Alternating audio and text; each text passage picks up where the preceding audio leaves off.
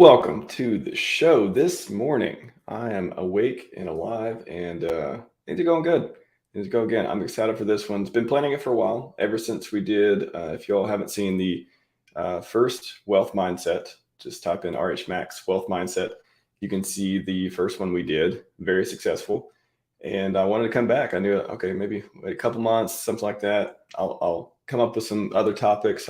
We didn't cover everything in the first one either. And I want to bring these two gentlemen back to go into the wealth mindset, health, wealth, happiness, wisdom, how to win and apply all of these concepts in crypto as well. So as usual, we're going to keep it AMA, post the questions and I'll get to them as I can. If we get into some topics, may have to queue them for a bit too, but we have a lot to cover. Just about a lot of just very, again, wealth mindset, just how to really optimize and be the best version of yourself, how to deal with, maybe FUD or issues going on, just how to think more clearly. I think Naval says it, clear thinker is a better compliment than smart. And that's certainly what I strive to be. And again, Maxim and Jake, they've got a lot of wealth experience and life experience that they put into practice to really become what seems to be transforming themselves into the best version of themselves as well. So I like having these conversations. It's not, we don't need to always, there's only so many streams you can do about PulseChain and Hex. And I think a lot of this ties into, Scivive and just a lot of Richard's ideals as well. So I think we should have these discussions, and that's what I like to do today. First up to bat, welcome to the show, Jake Sharpe. Let's go. I'm excited for this one. You always been waiting for it, man. Great live streams. I know. So, yes, sir. Appreciate it. Yeah, I think every time I have you on the show, not only do we get a lot of 777s, but we get a lot of people that are learning and soaking in some information. So always good to have you on the show, man. Appreciate it. Next up, Maxim Broadcast. What's happening, Maxim? Hey, glad to be here. You're back. Everyone's back. Yeah. Both the boys back to have a good conversation. And yeah, I always get pumped for this one. I do a lot of streams, especially in the last few months. And when I see wealth mindset, or if I see any mindset on my calendar that I talk with people, I just love soaking up this information. I love just being able to think about it, articulate, and just talk to people about a lot of stuff that's just. I know I went through so much trying to figure out my journey, trying to figure out wealth, wisdom, happiness, and I don't think that journey is ever going to complete. As a lifelong learner, I think I'm always going to get better with it, but I think we have some good things to share. So that's why I want to put this together again and make sure that we're able to get some information out there, because the people, they want to know. They want to know. They don't know if they want to know sometimes, but I think they want to know. So I think too, just good to recap, because last time I was like, why are you here? But I think maybe the introduction wise, I think would be interesting for people to know. I'll just start with me too. Not broke. I think I've been making plenty of money. I've had a long career in tech, and I think that while I've never been fantastic at finance, I've got a lot better the last few years, especially after I met my buddy Richard Hart. And I think crypto has enabled me to see that financial freedom is a thing you can have, and you don't have to work 40 years to get it. So that and just the thousands of dollars I spend on the streaming experience and media packages and people taking care of socials every once in a while, not broke, feel like I'm qualified to have this conversation with these gentlemen. Maxim, I think and correct me if I'm wrong, I think we've had some conversations around it as well, but you're sort of known too as being like this, at least on paper, crypto millionaire type. And I think you've openly discussed it before too. Is that right? Yeah. Yep. Yeah. I've been, I don't know, I guess lucky, and I don't think it's all luck, but fortunate enough to have a net worth, which I do think is different from wealth, more than $1 million outside of crypto and in crypto.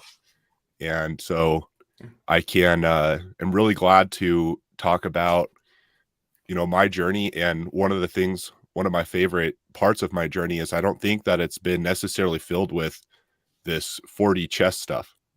It's been relatively simple steps just played out over time, and simple risk to reward.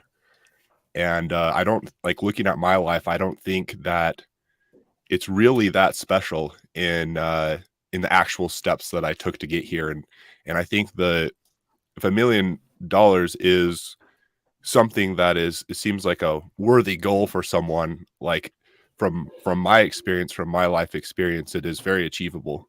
And it's not this impossible goal that's so big that you couldn't believe that it could happen.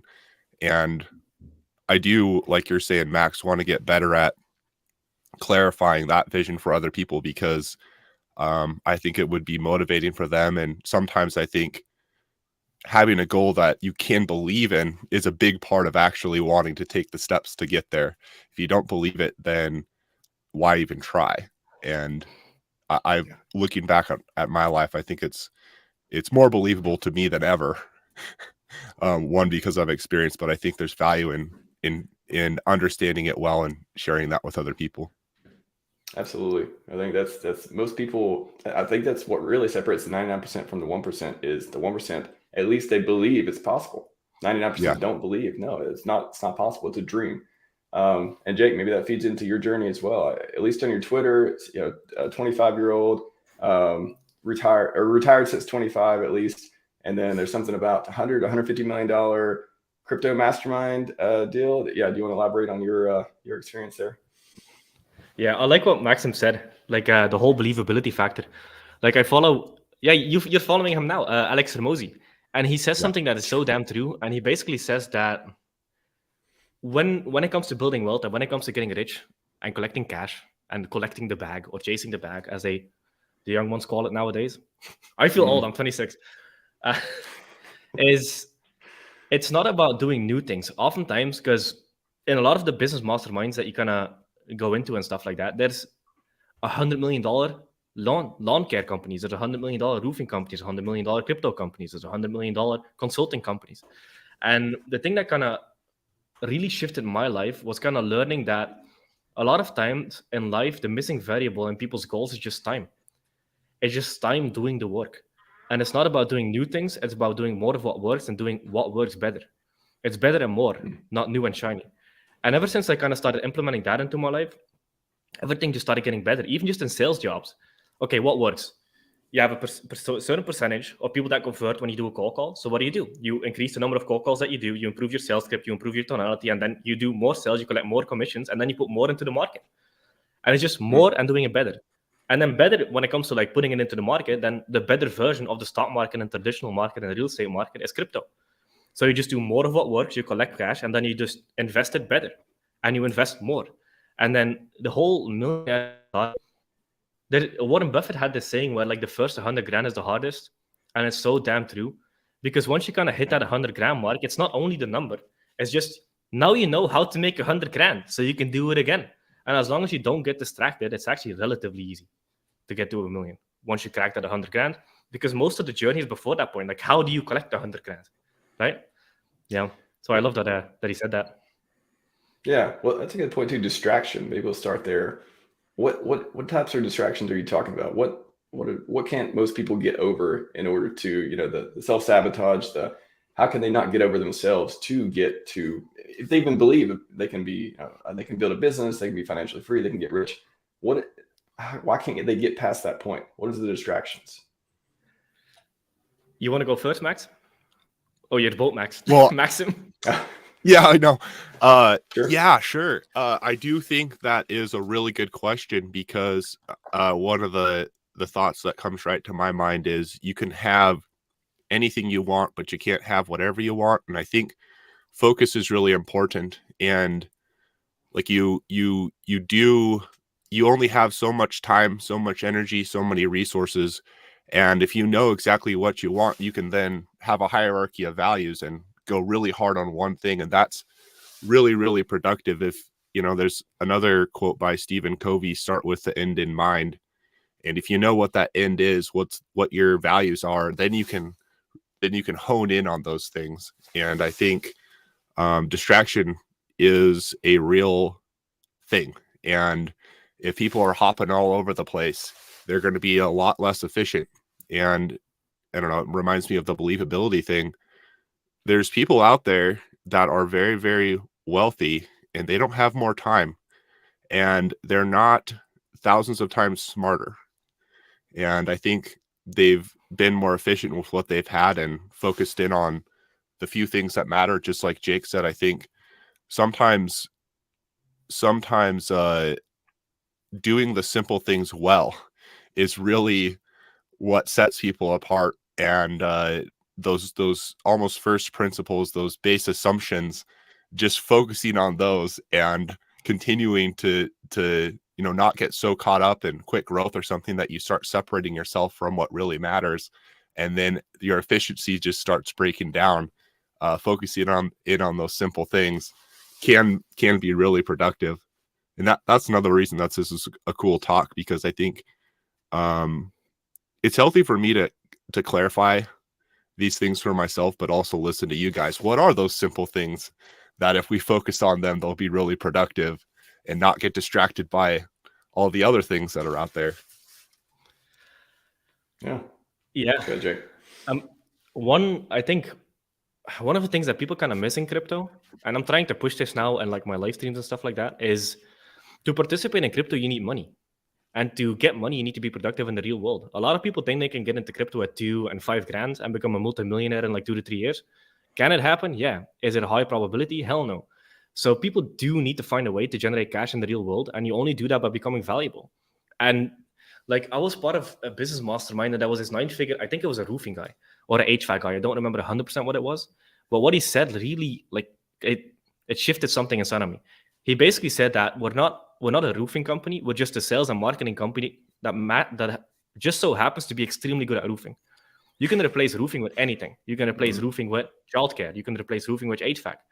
And I think sales and marketing nowadays, especially with social media, I think it's incredibly easy to generate cash as long as you are valuable. And you become valuable by reading books, participating in programs, going to mastermind learning, and kind of solving problems that people are facing. Like a lot of people kind of even look at my mastermind as an example. Like it's big, okay. But it took me I started building kind of business at like when I was 15. That's when it all started. So it's been like 11 years. There's this saying, I think that the saying is, it takes 5 to 7 years to become an overnight success. Yeah. I think you've all heard that one, and it's so goddamn true. It's insanely true. So everybody, and I don't remember who said it, but there was this very rich guy. I was listening to a podcast, and he basically said that, okay, it's cool to live off of your investments, but you don't become truly free unless you have cash flow. And like a business generating cash flow, because then you never have to sell the assets. You can put more money into the market, and then at some point, like maybe after like the 3 to 5 million kind of mark, then you can fully retire off of assets as long as you don't have like crazy lifestyle creep and stuff like that. But I do think we need to put more emphasis on like, hey, be productive in the real world. Be a good human being, provide value to companies, whether it's in a sales position, marketing position, running your own company. I think, yeah. I feel like I just went on that rant. Was that helpful? No, I think you led me into back to Alex Hormozi, which I've been into the past probably a few months. I've just been consuming, and when I find somebody I like and I feel like I can learn from, Richard, Naval, Alex Hormozi, I just consume everything they have. Every interview, I'll just be on YouTube searching for Alex Hormozi interview and just add each one to the playlist, go through them one at a time, and just get everything I can out of it. And of course, his $100 million offers book, fantastic, easy read, or audiobook as well. But the one thing that I think that the biggest idea I've got from him so far, the most important at least, is value, is giving people, for example, his whole thing is, I want to give people as much value as you possibly can and then charge whatever price. Like if you give people value, if you feel like you're getting enough, you should charge the highest price possible as long as you're giving them the value. Now, a scam is a scam because you're cheating. You're charging a price, but you're not giving the value back. So people want value. If you can give them that, and that's good for the world. It's good for the economy. It's good for productivity. It's good. It's a win-win for everyone. And that's one of the biggest things. It was like that aha of I always thought of sales and marketing as this greasy, trying to trick me.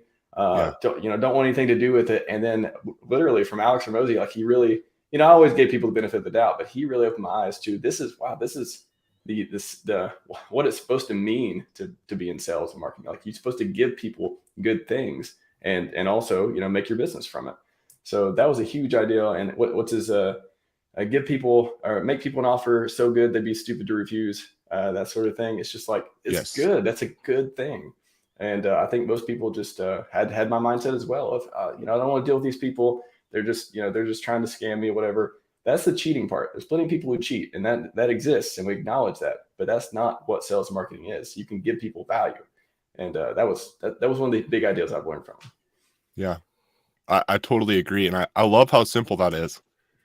Yes. I think there's a number of sales books. Napoleon Hill has one, and a lot of the book is focused on actually providing value. It's like one of those simple things that I feel like, how you tell your message. There's lots of ways to optimize your message so that people understand what they're getting, and that's really valuable. But at a core, are you actually providing value? If you focus on that, focus on your customers, what do they need, what do they want, how can you solve that problem? That's actually very productive. That's one of those simple values that I think, as simple and as understandable as I think it can be, it's actually easy to get away from that. But you listen to Bezos talk, and he emphasizes the customer. What can we do for the customer so very, very well? Customer obsession. It's this like reoccurring. He almost, if he's ever on a talk about how successful Amazon has been, he comes back to they focus on the customers. And there's other successful people that clarify that same truth, and it makes sense to me, like you're saying. And this is so cool, because I used to think, kind of like you're saying, Max, just how sales is like this used car salesman. They're just trying to gouge anyone for all the money they can get, and you can't trust them. But I think good sales is actually the opposite. They're actually trying to provide real value and find the people that need that, and it doesn't have to be this sleazy game. And I think a lot of the way that someone talks that ends up being the right language is related to their belief that their product is actually valuable. A lot of the psychology of how to explain this thing well comes from the actual belief, like that this thing actually is going to help the people. And it all comes back to almost like the golden rule, like give those people what you would want if you were them. If you can create something that's that good, then you're really in a very good spot. Yeah, it just reminded me too on that real quick. Just if you have a product or service and you're not selling it, another thing I synthesized from Hormozy, you're either not reaching the people or you're not providing enough value. So those two things, and the value part, like go back, if you're trying to sell a product or service or whatever it is, go back and think, like it's almost better to give too much and then later on, okay, I need to back off, or I need to raise the price or justify it in some way, than to give too little and you miss all the people who could benefit from it. The biggest thing I remember, because I went through some sales training, and the biggest takeaway I got was sales is leadership. And the frame they kind of teach you is, because nowadays sales is completely different. Back in the day, people could be like these hard-pushing kind of used car salesmen, because there was no place for people to go to and give reviews and share your reputation. Like in the space that we're in currently, especially in a community like ours, like the crypto community, everything's very tight-knit. People know each other. So if you really hurt people, and if you really don't provide a service or you don't provide the value, reputation spreads and your business crumbles. Like we're no longer in the space where you can like scam one person and nobody will hear about it. Now if you scam one person, everybody hears about it. So now we do kind of have to completely shift kind of sales frame. And the thing that really made me kind of learn how the whole like messaging is, sales is everything. Like we're on a live stream now. We're trying to like sell people on the new belief system of wanting to live a better life, generate cash flow in the real world, improve themselves, get healthier, get smarter, get better, become a millionaire. Like we're trying to sell belief systems. So sales is just leadership, and sales is learning how to communicate. And I remember the thing that really made me focus on sales was, the guy in the mastermind shared this, is if you're not the one selling, so if you believe you have the right intentions and you provide value to people and you want to see people succeed and you don't have any kind of like ill intentions, then you owe it to the world to sell. Because if you don't sell, some scammer will, and those scammers will reach them. And some people just are in a position, like I'm the type of guy, like if I want something, I'll pay for it because I paid to pay attention. If I get something for free, I don't care. I'm not going to use it. I need to pay for something to take it serious. And a lot of people need to invest in you to invest into themselves. So if you're not loud, and if you're not selling, and if you're not marketing yourself, well, guess what? These people are going to go somewhere else. And if you believe you have better intent than those people, then it's your moral obligation to be louder and to sell better and work on your messaging and work on your copywriting and get them to you instead of other people. Because if you're quiet, you're actually hurting people. Some people need to hear your message, and by the fact that you're selfish and not marketing yourself and not being loud enough, they're getting hurt by other people that have no moral obligation at all. So that was a massive shift for me. I think I heard that from Tony Robbins and one of his business stuff. I think Richard might have got that from Tony Robbins, because I know he's a big Tony Robbins fan, and that's Yeah, his deal, right? Like, that's he awesome. wants to be loud. He's like, no, we need to be louder than the scams, right? I did a stream with Ben Dubard the other day where we talked about Richard, Alex Hormozi, and Naval, and so I want to ask that too. And I'll start with Maxim. Between those three, I mean, I guess you're probably most familiar with Naval. I imagine maybe we do start with Naval and then with go to Jake for Alex. But between Richard and Naval, do you see similarities, differences, and like how those are just the three, key? I call them the kings of health, wealth, wisdom. The really the pillars that I base a lot of the thoughts and mindset and developments I've had over the last few years. You see any similarities between Naval and Richard, for example? Yeah. I see similarities between all of them. I think Naval and Alex Hormozi are very talented at breaking down complex things into very simple, almost one-liners. And it, to me, is often associated with a sign of wisdom. It's easy to feel that you understand something, but if you can't break it down in a very, very short, simple, easy to understand statement, it's a sign that it's something that I try to measure myself to, it's a sign that I don't understand what I'm talking about. And Richard's pretty good at that too. And I think Richard is a little bit different in that he values a little bit higher, I think, controversy. And I think he pushes harder on, if your opinion isn't different, then you're not being original. You're just another one of the noise out there saying the same thing as everyone else. And he really emphasizes, I think, a little bit more controversy into his approach than I feel from either of the other two. But Richard, I think, has like rightly been controversial, and it's the things that he's highlighted, saying, these other people are missing this point, for the most part has shown true. And I don't think he's made his points overly complex. So he's similar in that sense to me, in that he, at least when I listen to Richard, a lot of times, like it doesn't seem like I don't misunderstand him. I don't think.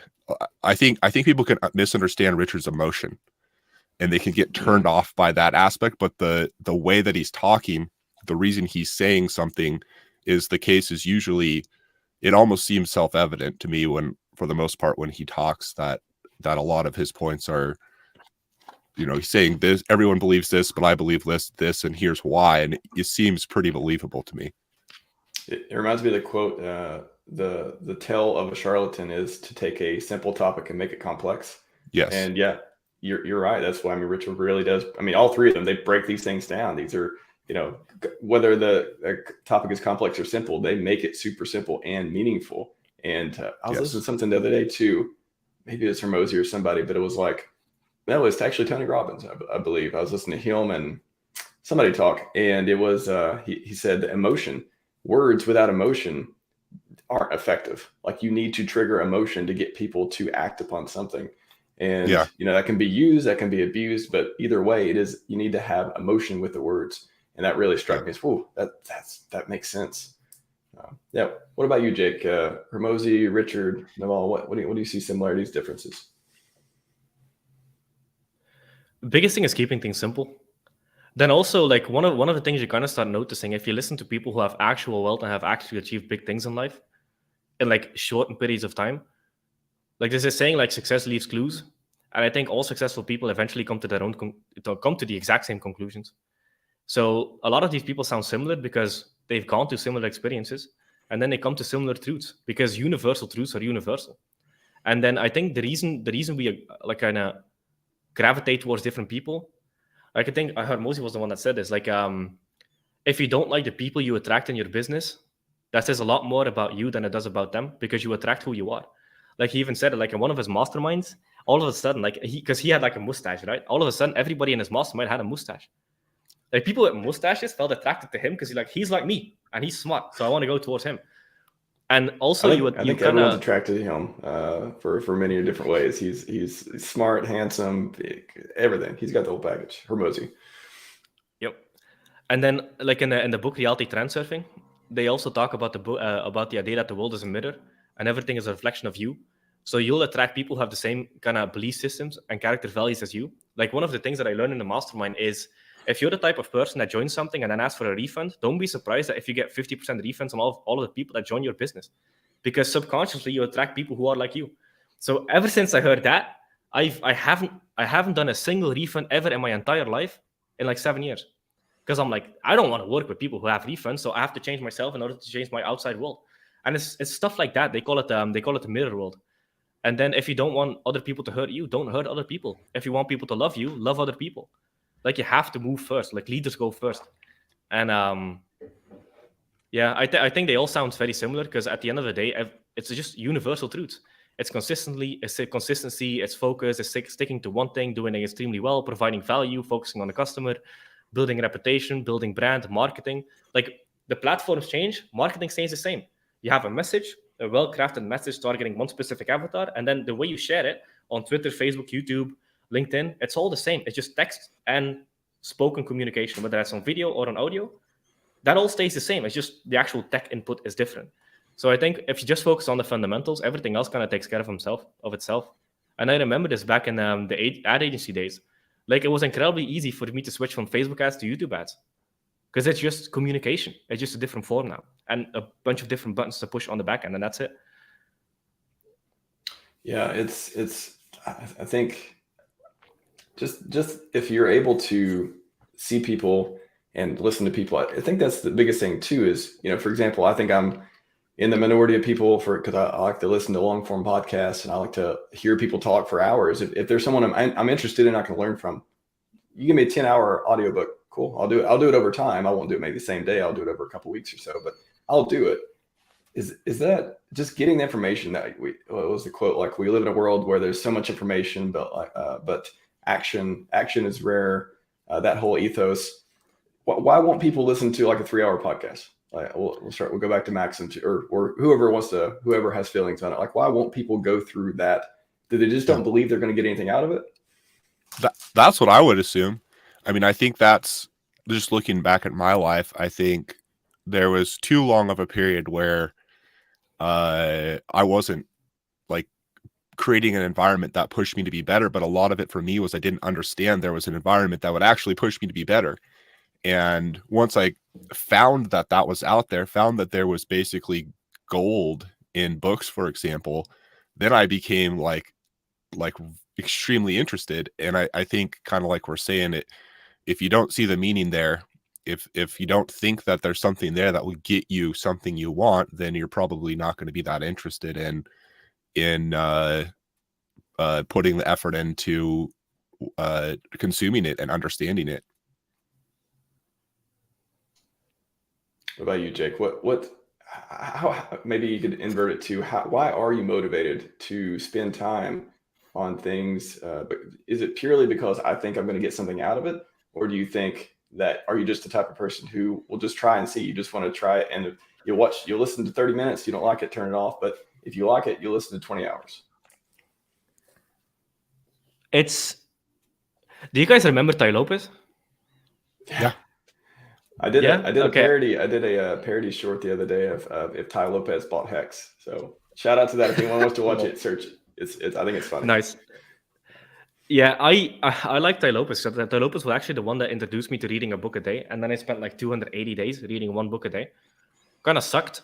I'm a big proponent of like focusing on one thing and just kind of mastering that thing now.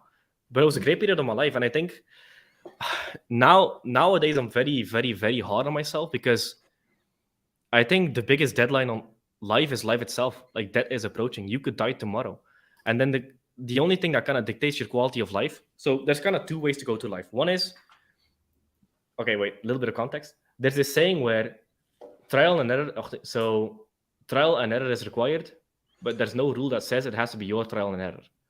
So I think if you can watched 50 years of somebody's life and then distill the lessons into like an hour video. Well, now you got 50 years of experience in 1 hour, and now you can live your 50 years of life completely differently based on 1 hour of information that you consumed, and then maybe you review it and stuff like that. But I think, like, I did a lot of dating stuff. I did a lot of dating programs because I was like, there's a statistic, like after some time you spend almost no time with your family and almost all of your time with your like intimate relationships. And I was like, why is everybody over indexing on money? And I had a business that was generating money at that point, so that problem was solved. And I was like, okay, what area of my life am I going to spend the most time on, and why not optimize that to the fullest? Like when I had a relationship, I went through Tony Robbins' relationship mastery program, because I was like, I'm gonna die, I want to squeeze the most out of life. And how do you do that? You listen to the mistakes of other people so that you don't have to spend the 5 years of trial and error and lost relationships and completely broken hearts and stuff like that. And you could just kind of, hey, let's not do that. Let's do it right from the start, you know? So I think that's why this idea of, especially now, like now with the internet, you can learn and reach anyone. Like you can learn from the best in the world. Because back in the day, you were kind of like just isolated in formal education in your school. And then if your professor sucked, you sucked. But now with the internet, it's no longer the case. So like my dating stuff, I learned it from the best guys.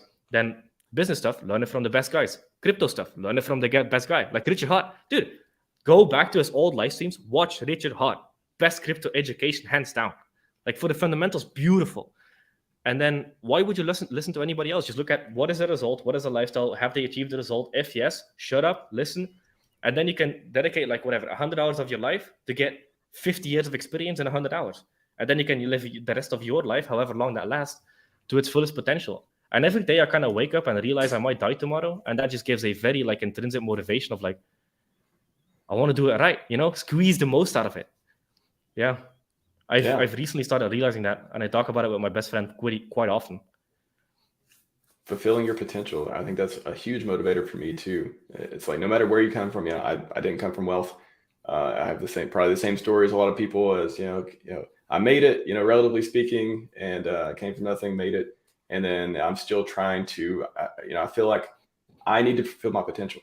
That is a huge motivator. I feel like I have this opportunity, and if I don't do it, that's disappointing to myself. That's not me. I want to do it. If I have the opportunity, I want to do it.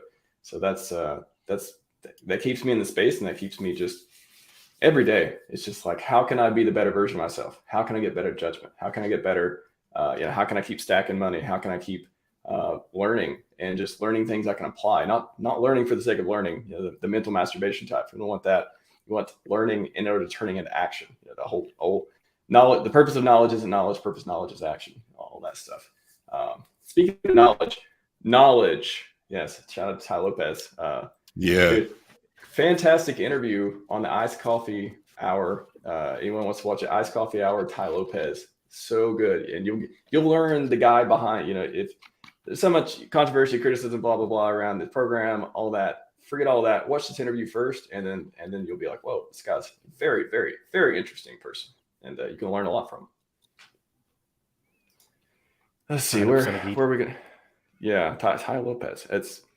He's not the meme you think he is. I'll say that. Really interesting. Just scroll through. Dude, I learned so much from that guy. It's just, yeah, especially on life. Yeah, what did you learn from Ty Lopez? That would be interesting. The biggest thing I took away from Ty Lopez was that the top of mind is you optimize for a great life, not for a lot of money. And then the kind of metaphor he used is, if you speak to a billionaire but you don't want to replicate his life, he failed. You want to be in a situation where people want to replicate your life. And life is a lot more than just money. It's health, it's energy, it's how good you feel, it's your spiritual connections, it's your relationships, it's your social circle. It's how much you're enjoying each day.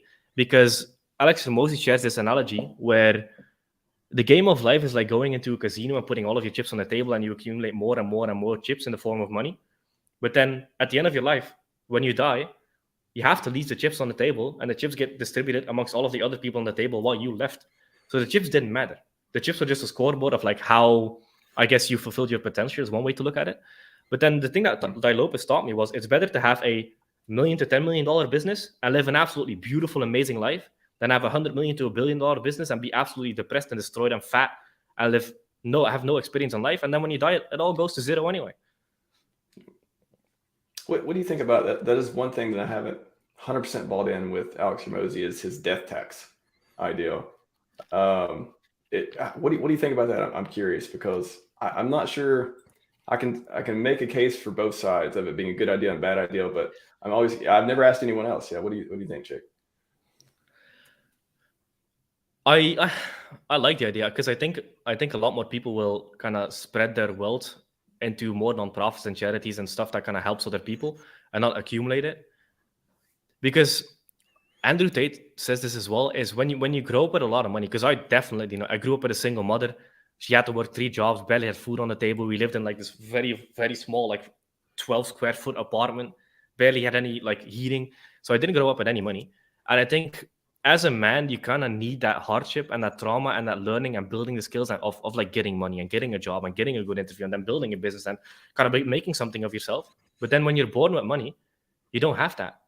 So I think, and you have to become productive to society, because if you're not productive, you're either a scammer or you're just robbing people of their money, like physically. So you have to learn how to become a productive member of society, and I think it's good for everybody. So I actually supported that tax. I think it's a good idea. Go ahead, Maxim. What Yeah. are your ideas? So the death tax is an interesting thing to me. One of my thoughts why I would not be for it is in general, and I think there's nuance to things like that. But one is, I think a huge motivation for a lot of people is the ability to protect their family. And that extends after they die. And I do feel that there is a subset of people that for good reason are pursuing more money. And it's a motivating factor to potentially leave that to their kids and make sure that their family is protected.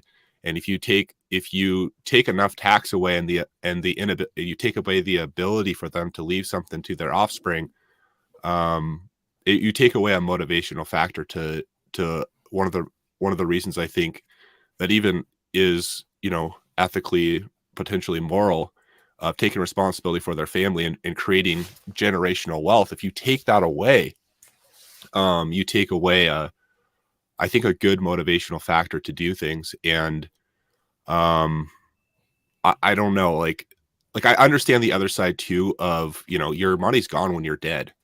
Let's try to spend it before we're dead. We're not going to be here. But I think there is something too about how meaning can the actions you take now, the fact that you can leave an impact on the world after you're dead is a really cool potential meaning for people. And I know for me, like one of the reasons that I want to master the ability to provide value, which means I have to know what's valuable, and the ability to handle money well, which money is not the end.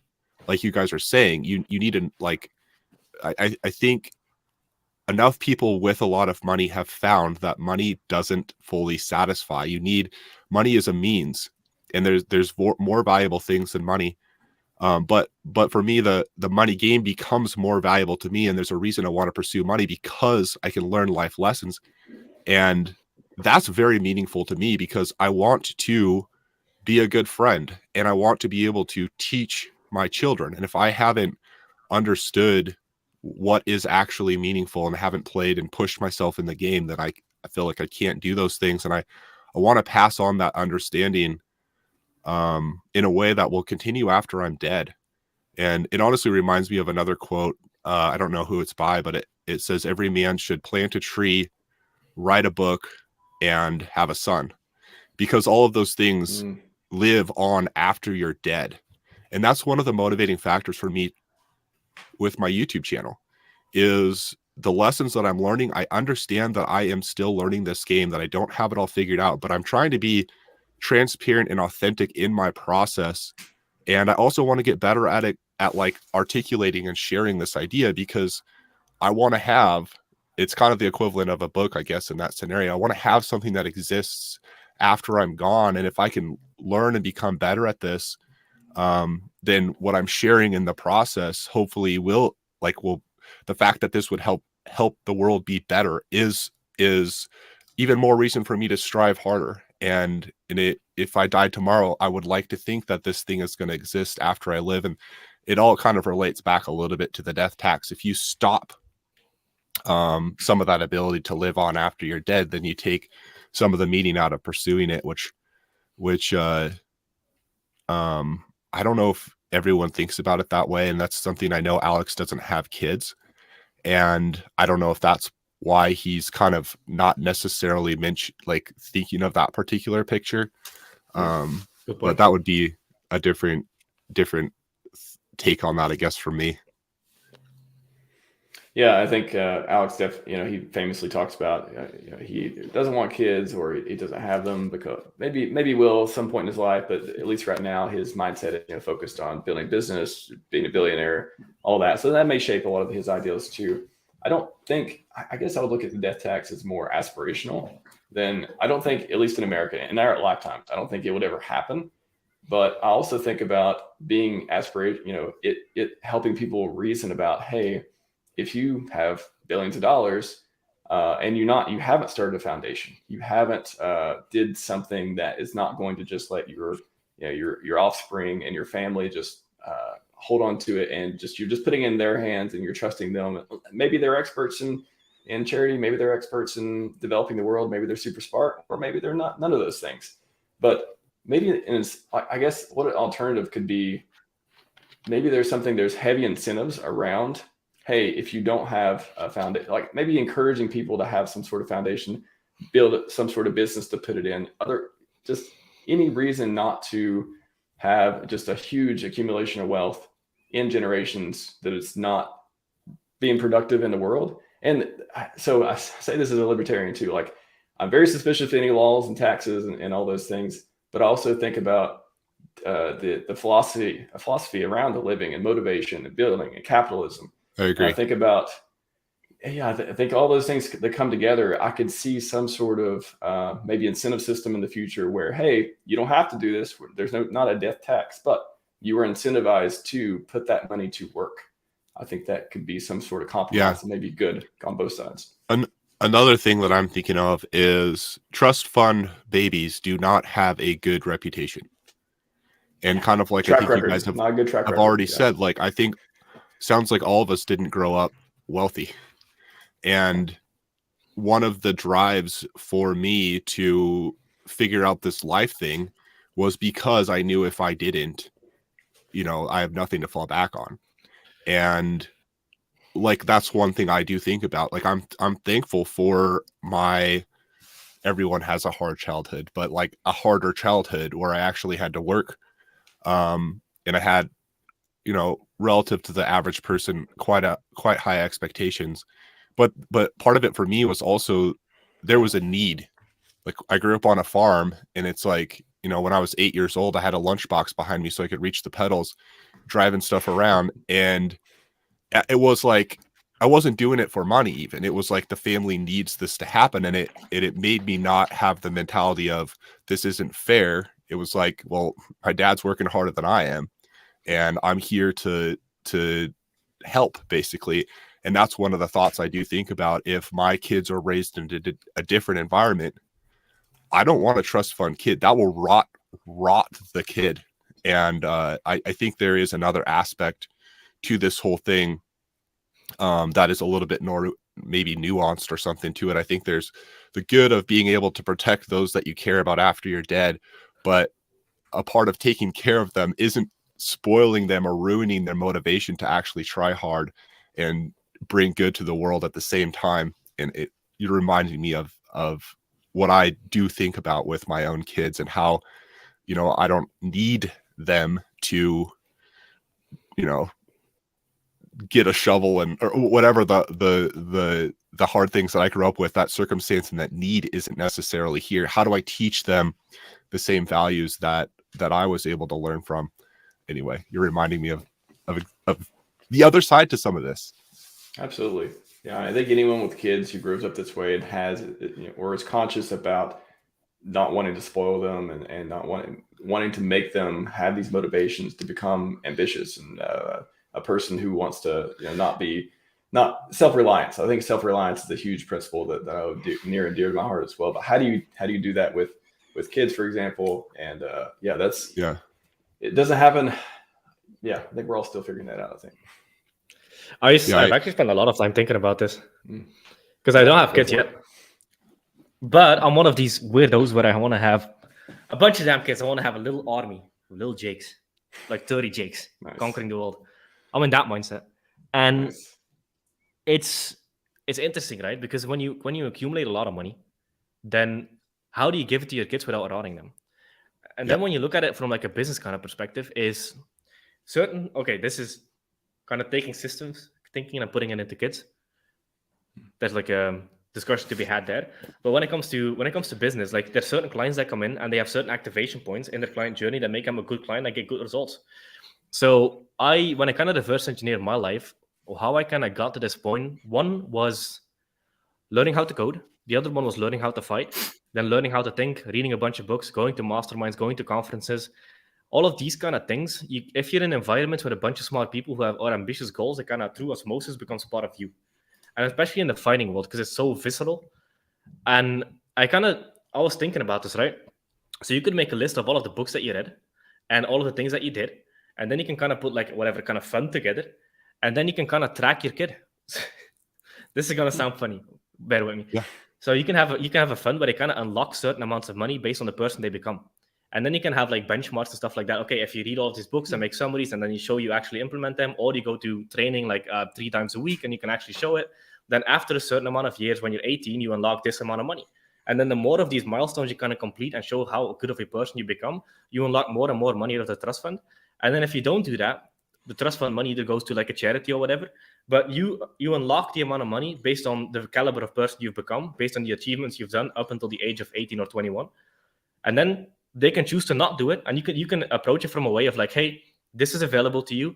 I had to work very hard to become this person to achieve this amount of like money. So I would want you to see you become like a person worthy of this amount of money. And if you don't want to do that, that is totally cool as well. That is up to you to decide. But if you do want to become that person that would have that kind of money, you're not going to get the money until you become the person. And I kind of want to implement some of that for my kids. Girls are a little bit different, but especially for like sons, 100%. I think that's a great way to approach it. But then if you push it onto them, they'll push it off. But if you're just like, hey, it's there for you. If you become the person, you deserve it, then you're going to get it. But if you don't, hey, then you don't. That's life. I like that, Jake. Yeah, I thought about this quite a bit. No, I haven't thought about the systematizing it, but yeah, that makes sense, of course, from, I think what you were maybe concerned with too is like, how do you do it in a family oriented way where you don't feel like, hey, the family is a business, this is a family, but also there are milestones and there's a system that you need to play in. So like, how do you strike that balance? I think that would be the key part in it, where it doesn't, get awkward.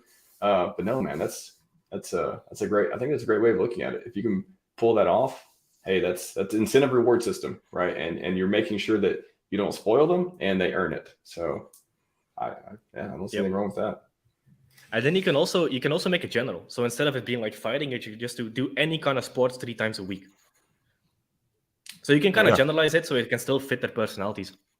Yep. Like there's all these paths, but like you just need to choose one. Like you're not trying to force them into a certain path, but you're saying here's what's available if you want these things. If you desire this, then here's the path to get it, because like you said, I had to work hard for it, and I don't think you should just get it because you're my kin, that sort of thing. There's a question too from PulseX back on the death tax real quick. What would be the ratio of living Americans starting to set up the foundation's trust versus regular taxpayers is needed before they set up a death tax?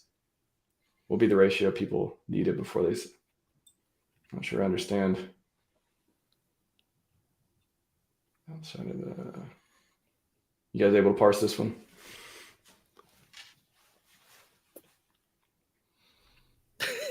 What all three of us are quiet. Yeah, I'm just trying to reframe it in my mind as a question that maybe Paul, can you?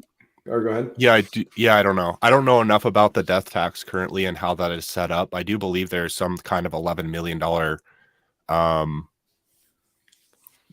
segment in there, like you can leave so much to your spouse or whatever before the taxes kick in. I don't know exactly if that's what you're talking about, Paul.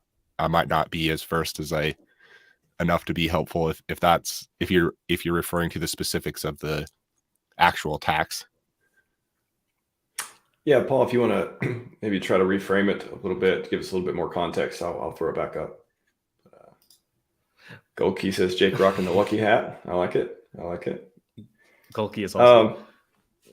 Lucky, Trio, Deci, and Base. Those are the perpetuals. I want to talk about Rich Dad Poor Dad because I think that is one of the books that really helped me a lot too. I think that's kind of like the basic level of getting red pilled for, hey, you don't have to do this same thing. Yeah, you don't have to participate in the system as it's currently set up. And one of the quotes from that, I like to. This is just like a fun one too. Like job. Job is acronym for just over broke. And I think that's such a good way of, of course you got to balance it. Hey, if you it shouldn't make you just go jobless and become a vagrant and all that stuff, but it should make you think about what having a job means without having a plan to further yourself and leverage. Think about leverage. Are you a convenience store worker who is working super hard, but a low leverage position? Or are you an investor? Are you, in the crypto? Are you into any other type of asset class or position where you can maximize your gains? You can own a business, everything that goes with that. And then one of the quotes too was, there's a difference between being poor and being broke. Broke is temporary, poor is eternal. And I think that goes to the poor mindset, which again is super meaningful. Most people in reality are poor, not really rich. Even if you make a lot of money, you can still have a poor mindset. And then it goes back to, okay, what do you value? Maybe I value having, nothing, or maybe I value spending all my money, however it is. But I just see that. I look around me sometimes and I see people who they have plenty of money, but they won't buy. They'll buy the cheapest toilet paper, or they'll buy. They never eat out, or they'll only eat at McDonald's. All that type of things. We'll start with Jake. Broke versus poor. How do you get yourself out of that? How do you get yourself into the good column, the more productive column? I was actually thinking about something, so I'll add it in here because it indirectly kind of answers the question. One of the kind of things that motivated me to make a lot of money is having an end goal. So there's also this saying, I think a lot of your situation depends on perspective.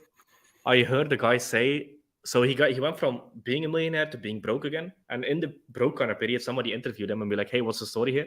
And then he said, the only thing that keeps me going is because I have some perspective. He's like, I'm not broke, I'm in between fortunes. And he constantly told himself that. And this whole mindset and perspective shift is absolutely massive. And then also, I think when people make money in the real world, I think everything feels extremely meaningless if you don't start with the end in mind, like what we talked about in the beginning. I started getting really motivated about making money once I understood this concept of escape velocity. So what escape velocity actually is when you make enough money where the yield of your money starts funding your basic lifestyle expenses. So let's say you spend $3,000 a month on lifestyle, and let's say you're able to generate 15% a year for easy math. Let's say you're able to generate 15% a year off of stable coins in crypto and some kind of DeFi thing. But then you do 3,000 times 12. This is not accounting for taxes, so wherever you're at. So that's 36,000 a year divided by 0.15. That would mean that you want to have 240,000 in stable coins to be able to generate $3,000 a year to cover your basic lifestyle expenses. So your basic first kind of target for escape velocity could be 240 grand in cash. And that could be starting with 10 grand in crypto, experiencing a 24x, and then having 240 grand. So there's multiple ways of getting there. But I think if everybody kind of writes down, okay, what is my escape velocity target? Because Richard Hart was the one that shared this, and it's so damn true, is when you don't have a lot of money, you're stupid. From a general just brain functioning kind of position, you're generally lower IQ when you're broke. Because in one of his interviews, it's one of his least watched interviews from Richard, but let's say you're sitting in a room and you see the ceiling fall down over there and there and there. Even though you're in an interview and you're in the world, you're actually doing something, you don't know when the roof might fall on you because you don't have enough money to survive if something does happen. So you're constantly focused on survival instead of growth. And once you kind of hit that escape velocity point, you get out of the survival mindset and you can kind of start thinking long term. And then Alex Hormozi was the one that really said this, is you can see how far somebody will get in life in terms of wealth and money by how and what kind of time horizons they talk. If they talk about a month, they're not probably in the best financial situation. If they talk about a week, they're probably wrecked. If they talk about a year, a little bit better. If they talk about decades, they're probably going to be either 9 figures or billionaires. So, and I think the only way you can talk about longer time horizons is if you get out of the survival mindset. So one exercise everybody can do is write down, okay, what is my dream lifestyle? How much does it cost every month? And then reverse engineer, how big should my portfolio be to get to this amount of yield every month to fund my lifestyle expenses? And then you have a very tangible target. Because I remember when I was like in the startup world, like actually coding, for me, it felt like I'm learning a skill because I knew I was going to do something with coding in the future. I was learning a skill, so it never felt useless. It never felt passionate. I'm like, this is a step towards X. I'm not just doing a job to do a job. I did door-to-door sales because I was like, I need to learn the sales skills to get to where I need to get to. So the money I made in door-to-door was like a negligible, almost nothing. But I was like, I'm learning a skill to get to X. And then coding, I'm learning a skill to get to X. Marketing, I'm learning a skill to get to X. And then I think if you can go to life with the end goal in mind, everything you do with passion because you know exactly where you're going. Depression comes when you no longer see the future. But when you see the future, you get excited because you know everything you do now has a purpose. You're building towards something. And there was a study, like the people who have goals are, I think, 3 or 4 times more likely to actually achieve their goals than people who never write down their goals. And I caught myself in this. Like in the last 3 months, I haven't written down my goals. And I'm like, wait, this is like first principles. Why am I not doing this? And now I write down my goals every day again. And it's just stupid What if you stuff. put your goals on your t-shirt? What if you put your goals on your t-shirt? Yep. There you go. And yeah. And then Alex Ramosi was also the one that said, do the boring work, and then we need to be reminded more than we need to be taught. Good one. Yeah, that one was beautiful. Yep. That seems true to me. And that's like a different way of saying it, but that's what I've been reminding myself, is that I do need to be reminded. I've already learned these lessons, but if I don't revert back and remember them, what's the point? And it's weird how I can, have such a personal experience with some of these things and recognize their value and then slowly drift away if I don't continue to put my environment in a place that pulls me back, at least pulls me back, and hopefully even pushes me to be better. Well, just off of what Jake said to Maxim. So he talked about Alex Ramosi says, you can tell how people think, if they're broke or poor, or just based on their mindset of how long they look out. They look in a month, they look in 6 months, they look in decades. That struck me as something that's so applicable to crypto and our ecosystem in particular with Hex. It's like you see the people locking stuff up. They're having a long-term mindset. They're not having the broke mindset, but you see people coming in complaining about PulseChain every day, tweeting, oh, if I just tweet it Richard enough, maybe he'll launch. If I just tweet mean things enough, it'll happen. He'll listen, he'll do it. What is it? How do you, if you are in that broke mindset, or you're in that mindset of just not thinking long-term, how do you convert yourself? How do you get to that next place that you see people who are successful, they tend to be? Yeah, I think I guess one of my first thoughts is that's what I have observed to be true, is that thinking in 5 to 10 years is so much more productive. And looking at my own experience, like when I first read Rich Dad, Poor Dad, that was one of the first, self-improvement wealth type books that I read, that just like me, similar to so many other people that read that book, it started them on a whole new journey. But when I started, one of the first things I ended up doing was buying a triplex. And that was just one small step that at the time that was like, man, it was really exciting and motivating. Like I didn't know that I could even afford one at the time. And I went ahead and made it work. And that was like a huge achievement in itself. But my journey to being a millionaire, for example, wasn't something that happened overnight. And it's something that I've observed in my own life, that even when you're doing the right thing, even when your mindset changes and you're holding to the good principles, it isn't something, wealth doesn't come fast. It's easy to overestimate how much you can make in the short term. And I do think it is easy to underestimate how much you can make in the longer run if you think in 5 and 10 years.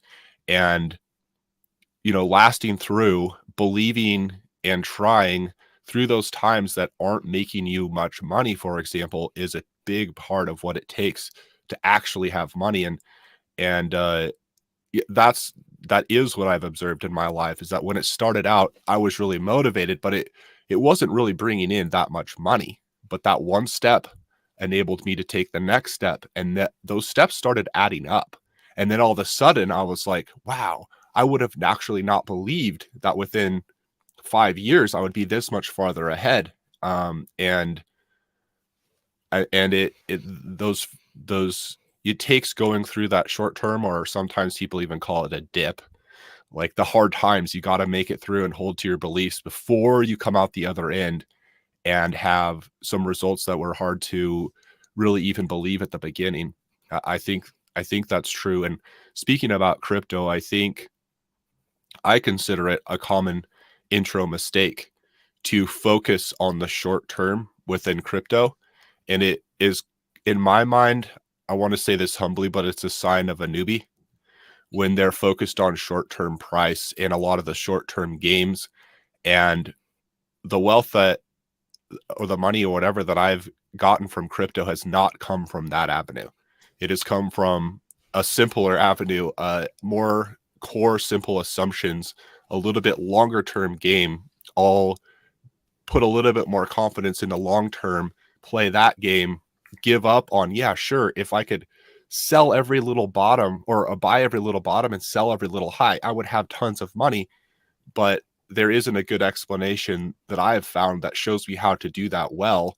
And you can do it well in the short term and then easily lose it all. And even liquidity providing, which I've started talking about a little bit, is very close to trading in a lot of ways. And there's I think options for liquidity providing that are much more calculated, and the downside is very low. But in general, the way that a lot of people approach it isn't realistic. It's short-term focused, and it burns you. And if you look at who are the wealthiest people in crypto, they're not traders for the most part. They're people that bought in on good projects and held over time, believed, and time showed they were right. You can buy a bad project and hold and have nothing to show for it, but they found good projects and held them through dips until, now they're worth a lot of money. And Richard Hart talks about that. And he also talks about how building projects is another. Those are the two categories of the most wealthy people in crypto. And if you look at the short-term players, there's some that make money trading. Like, it's not like this is a guaranteed lose. There's people that I think for whatever it's worth, the difference between a good trader and a bad trader is someone that manages risk well, and they're actually calculating the cost of their trade. But even that game itself, you can kind of observe that they're not the people that really have the most to show for it, and holding to the fundamentals of crypto and trading. It's still kind of a trade, right? But a longer term game has shown more productive, at least throughout our history. And I don't know. Those are some of my thoughts. Well, it just struck me as, you get this common mindset of, I'm only trading I'm only making these trades because I'm just going to take it. I'm going to go buy hex with it. I'm going to go turn it into the real good product. And that tempting type of mindset, it's always, to me, it always feels like this easy out to just as an excuse. It's like, are you going, like, how do you guarantee that? How are you going to make that happen? Like, are you sure? Right. It's harder, I think, for people to really take responsibility for a trade. And it's hard for people to quantify the risk to reward of a particular trade. People don't oftentimes have enough trading experience to really understand if the odds are in their favor or not. A lot of times they're like, well, there's some kind of short-term general thing they might see. Well, price is down, I think it's going to go up. Like, what is your risk to reward? How much of your portfolio do you put into that trade? If you can't manage risk well, and you're not taking accountability for the potential outcomes, it's very easy to be hurt, and most people aren't willing to do that. And I know I posted on Twitter, hope is not a strategy, and hope is great. Like we need hope, right? But it's not a strategy. It's not the rational approach that we should be taking, clinging to our core explanations of why is this going to work? What is, as best as we can tell, the risk reward, and taking responsibility before the trade. And anyway, I think short-term games are where a lot of newbies go. And to me, it's a little bit interesting because we're already playing this massively speculative game with a lot of unknowns in it. And at the same time, even if you play it a little bit longer term, the upsides are really high, and still people want to come in and make even more returns. And you don't have to do that, in my opinion. You can play it with like this massively uncertain game with a little bit more certainty, still have a huge upside. And of course the draw is there. There's no such thing as enough good. People want even more money, but at the same time, I think the risk of those short-term trades starts becoming really, really high. And you're playing a risky game in a risky way, and you're just multiplying risk. And it's not something I think most people are prepared for, and honestly mature enough to actually take responsibility for what they're doing. And the results show that in a lot of cases, most people don't make money playing those short-term games. They become They're part gambling. of the 99%. Yeah, that's the 99. Every vertical, 99 and 1%. You see everyone who makes the mistakes, they get in one bucket. Everyone who makes the success, they get in the other bucket. And you can go between the buckets. That's fantastic. You have the opportunity, but you gotta get your ducks in a row. What do you think, Jake? You got any comments on it? Yeah, so I wrote down two things. One was coming back to the whole like longer time horizon kind of things. I think it creates a certain mindset in a person, because it's one of the big shifts I went through. I was a very short-term minded guy, especially in business when I first started out. And then as you mature, you start realizing that the bigger your time horizon, the better your decision making. And it's like there's this saying where what happens first? Like, do you become the person first and then get $1 million, or do you get $1 million and then become the person? A lot of people think they're going to get $1 million and then all of a sudden become a $1 million person. It doesn't work like that. You have to become the person first, then you get the money second. And Richard Hart talked about this, and I don't hear anybody else mention it. It's the idea of default alive. I think the further out you push your time horizons, the more you start making decisions in ways that your default is being alive, your default is winning. Like, for instance, in business, if you want to start an SEO campaign, you're not going to get results in 3 months, but you're guaranteed to get results in 2 years, where it's going to substantially increase your business profits and bottom line and amount of people that you're reaching and stuff like that. And the further out your time horizons go, the more you make decisions, because a lot of people expect to, like, for instance, in business, this is so apparent. You get into business, and then you're like, okay, in the first 3 months, I'm going to go hard. And if I don't get the results, if I don't quit my 9 to 5, if I don't do this, then I failed. But then once you kind of put your time horizon out, now I'm going to do this for the next decade of my life.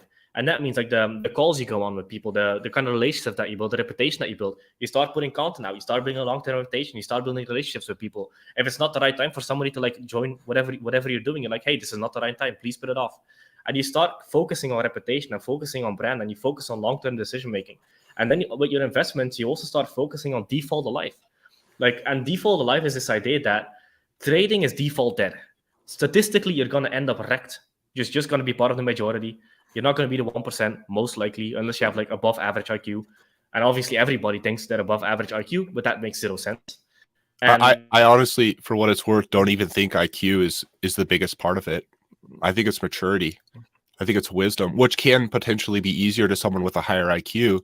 But if someone's lying to themselves, if they're not allowing themselves to see reality and calculate the risk to reward, they could have a high intelligence and trick themselves into believing a lie. And I see that a lot.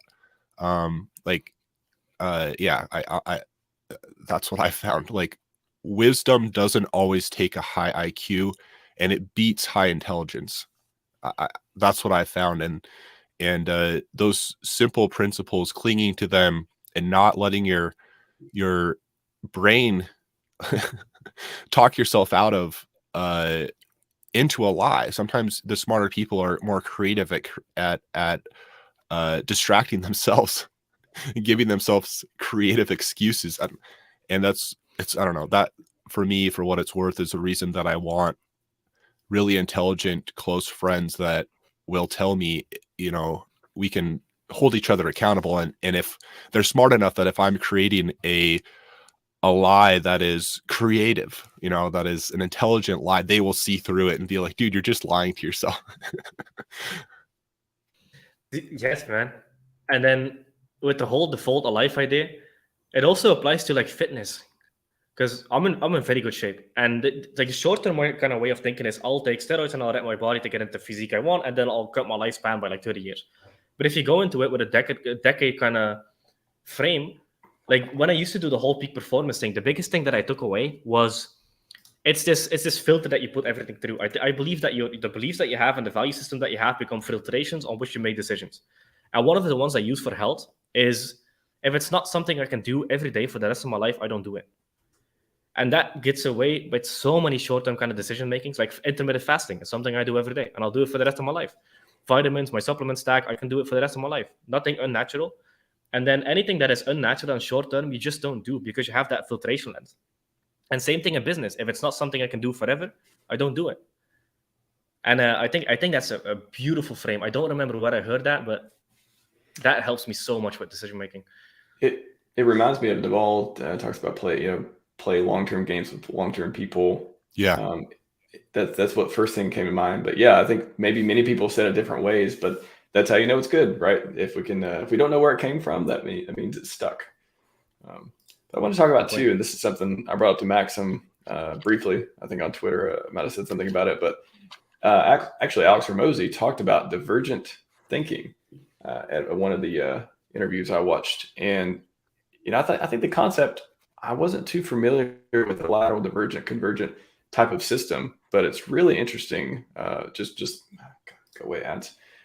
Just how to think and use it in business, and how to use it in life. Like what kind of ways do you want to think about things can determine your conclusion in a lot of ways. So let's see. I want to get so convergent thinking generally means the ability to give the correct answer to standardized questions, does not require significant creativity. For instance, most schools, standardized multiple choice stuff, things of that area. Divergent thinking, a thought process or method used to generate creative ideas by exploring many possible solutions, which I think is game changer in a lot of different areas. And then lateral thinking is supposed to be the solving problems through an indirect and creative approach using reasoning that is not immediately obvious, involving ideals that may not be attainable, using step-by-step logic. And just to show, so logic, I guess lateral thinking is sort of they're calling it thinking outside the box. Convergent is like, okay, there's an answer, all these facts go there, and the divergent is like there's a question, but there could be many different ideals. You all, and whoever wants to start, is there a way to use divergent, convergent, lateral? Are there certain areas that they're more beneficial to use one versus another? The context of the interview with Hormozi too was divergent thinking, sort of solving problems and coming up with new ideas and business opportunities. I feel like that's very useful, but what do y'all think?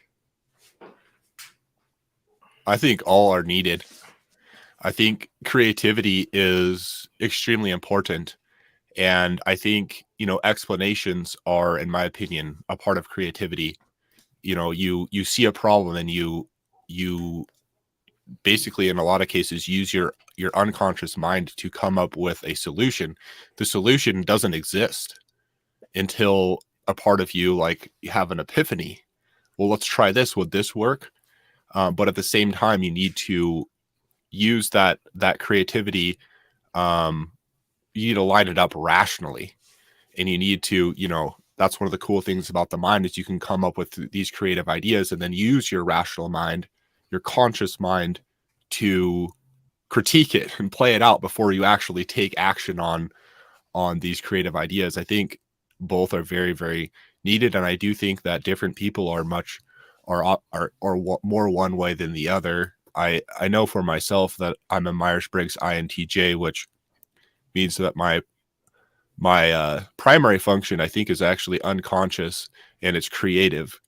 But in the moment when I'm focusing on things, and what I'm most aware of is a rational side, and so I end up storing up all these creative ideas, and then like when I'm talking, it's a much more rational focus, and I'm taking these patterns between potentially uncorrelated things, seeing how they might be similar, and then breaking them down into a rational, more step-by-step systematic approach.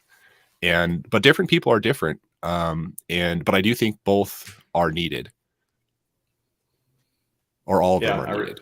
I relate to a lot. You talked about coming up with ideals and then rationally explaining them or going deep into them. I feel like I've never taken that test, but I feel like I may be in a similar category for that. Yeah.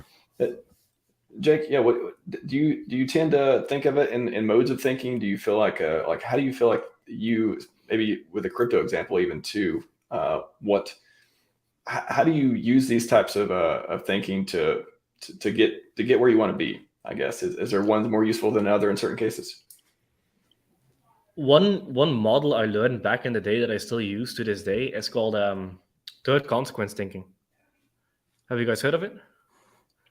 I haven't. No. No, I haven't. I couldn't intuit what that might mean, but yeah.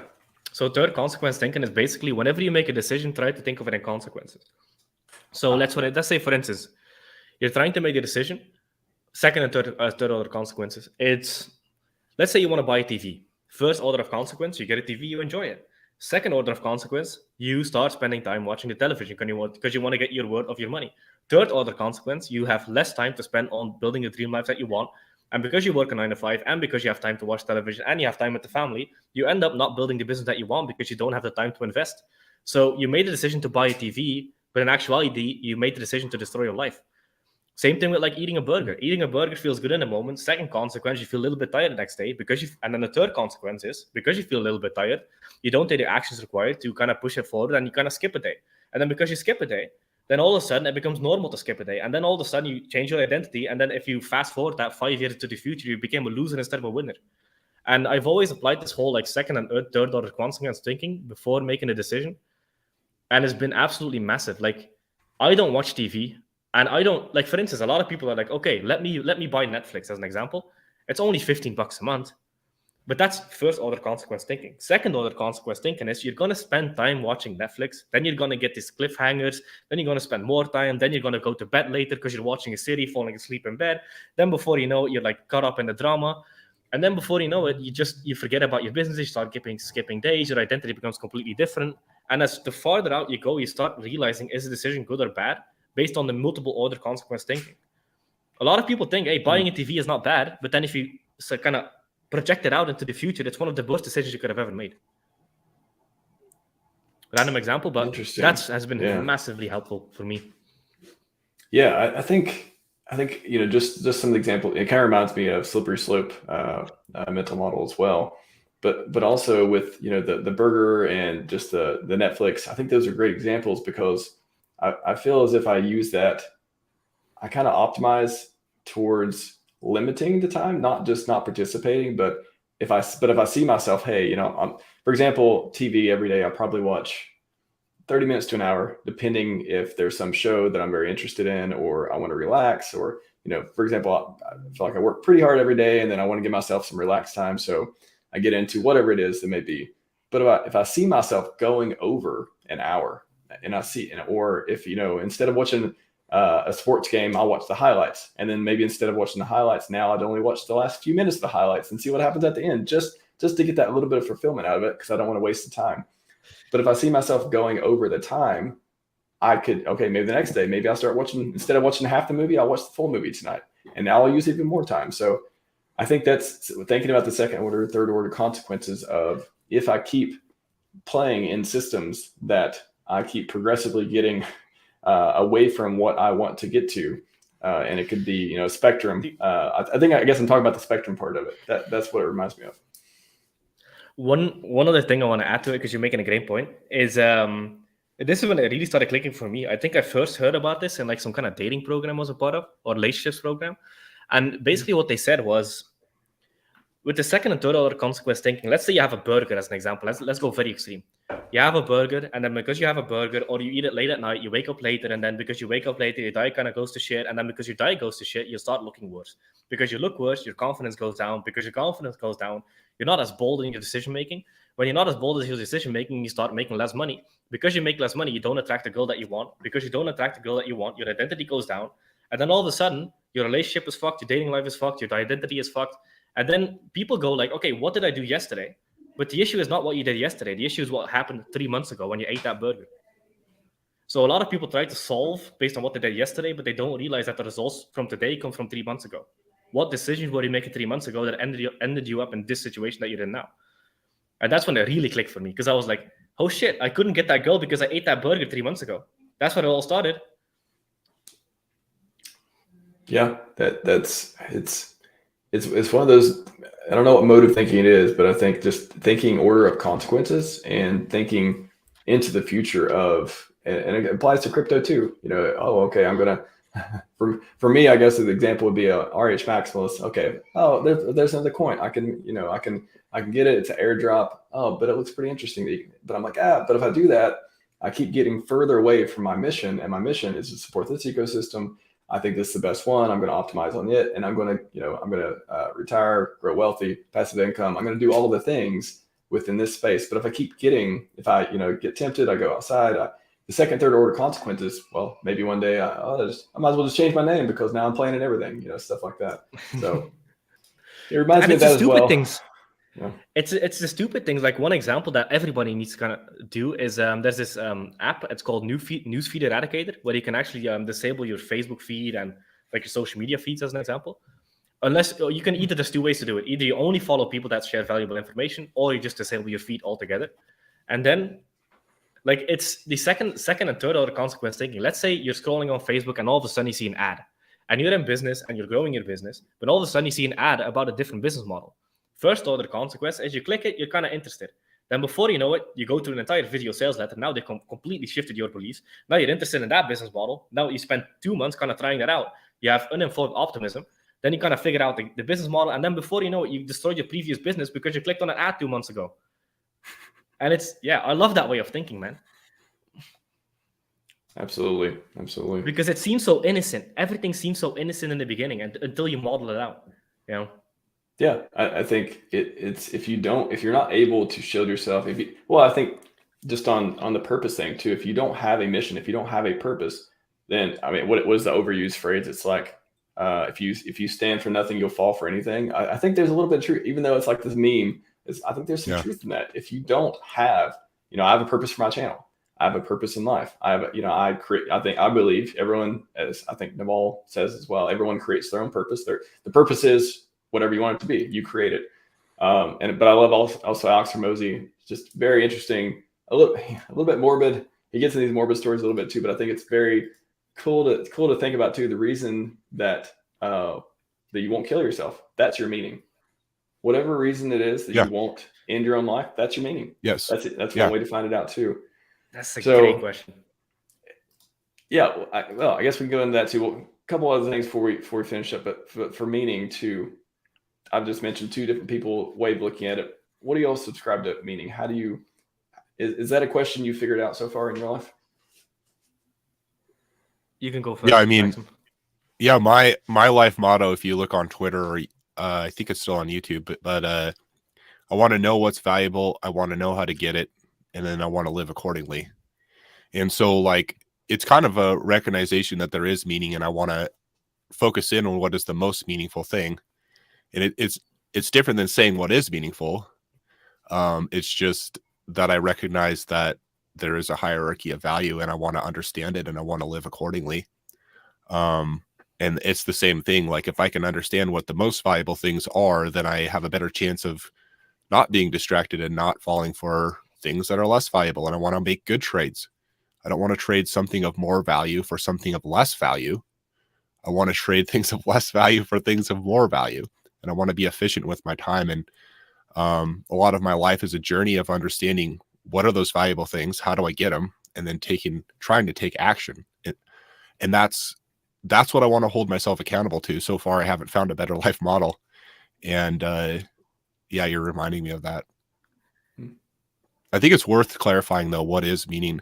For me, some of the most meaningful things, these are other loaded words that need definitions, but I think truth and love, they're clearly like, that's a common theme, right? But so far from understanding the world, truthfulness, I think it's really valuable to define these terms, but truth and love are some of the most valuable things. If I'm, for example, it's easy to think of truthfulness as not lying to others, which I think is extremely valuable, but also not lying to yourself. Even these trades and these situations that we're setting up are often lies to yourself, like not counting the cost of that McDonald's meal or something like that. You're what you've decided is actually valuable, you are now contradicting. You're kind of lying to yourself, or like it's very easy to lie to yourself, and it is sometimes painful because you sometimes have to confront fear. Like if you want to know that a particular action is good and you don't want to lie about it, you kind of have to look at why something that may have a part of it that appeals to you, you have to recognize there's a part of it that could really hurt you. And you might have to give up. You have to potentially give up striving for that one thing if the costs are too great, but you have to count those costs. And another part of truthfulness for me that is actually massively valuable is the recognition that one of the truths that I hold to the strongest is the idea that I know I do not know. It's an ironic truth to hold to. But I believe that I don't fully understand anything. And even in my desiring to be truthful to myself is just articulating what I do understand well. And knowing that there's potentially flaws in that and taking that into account. But I think love is another one of those things. Like, if I think it's love for yourself and love for others. It doesn't make sense if, for example, people have value to not value yourself. And I think some of the most rewarding situations just from experience are ones where I'm benefiting and the person that I'm around is also benefiting. That's like, those are the best relationships, when you're mutually helping each other and you're better off because of whatever venture you're on together and you both believe it. Those are sweet.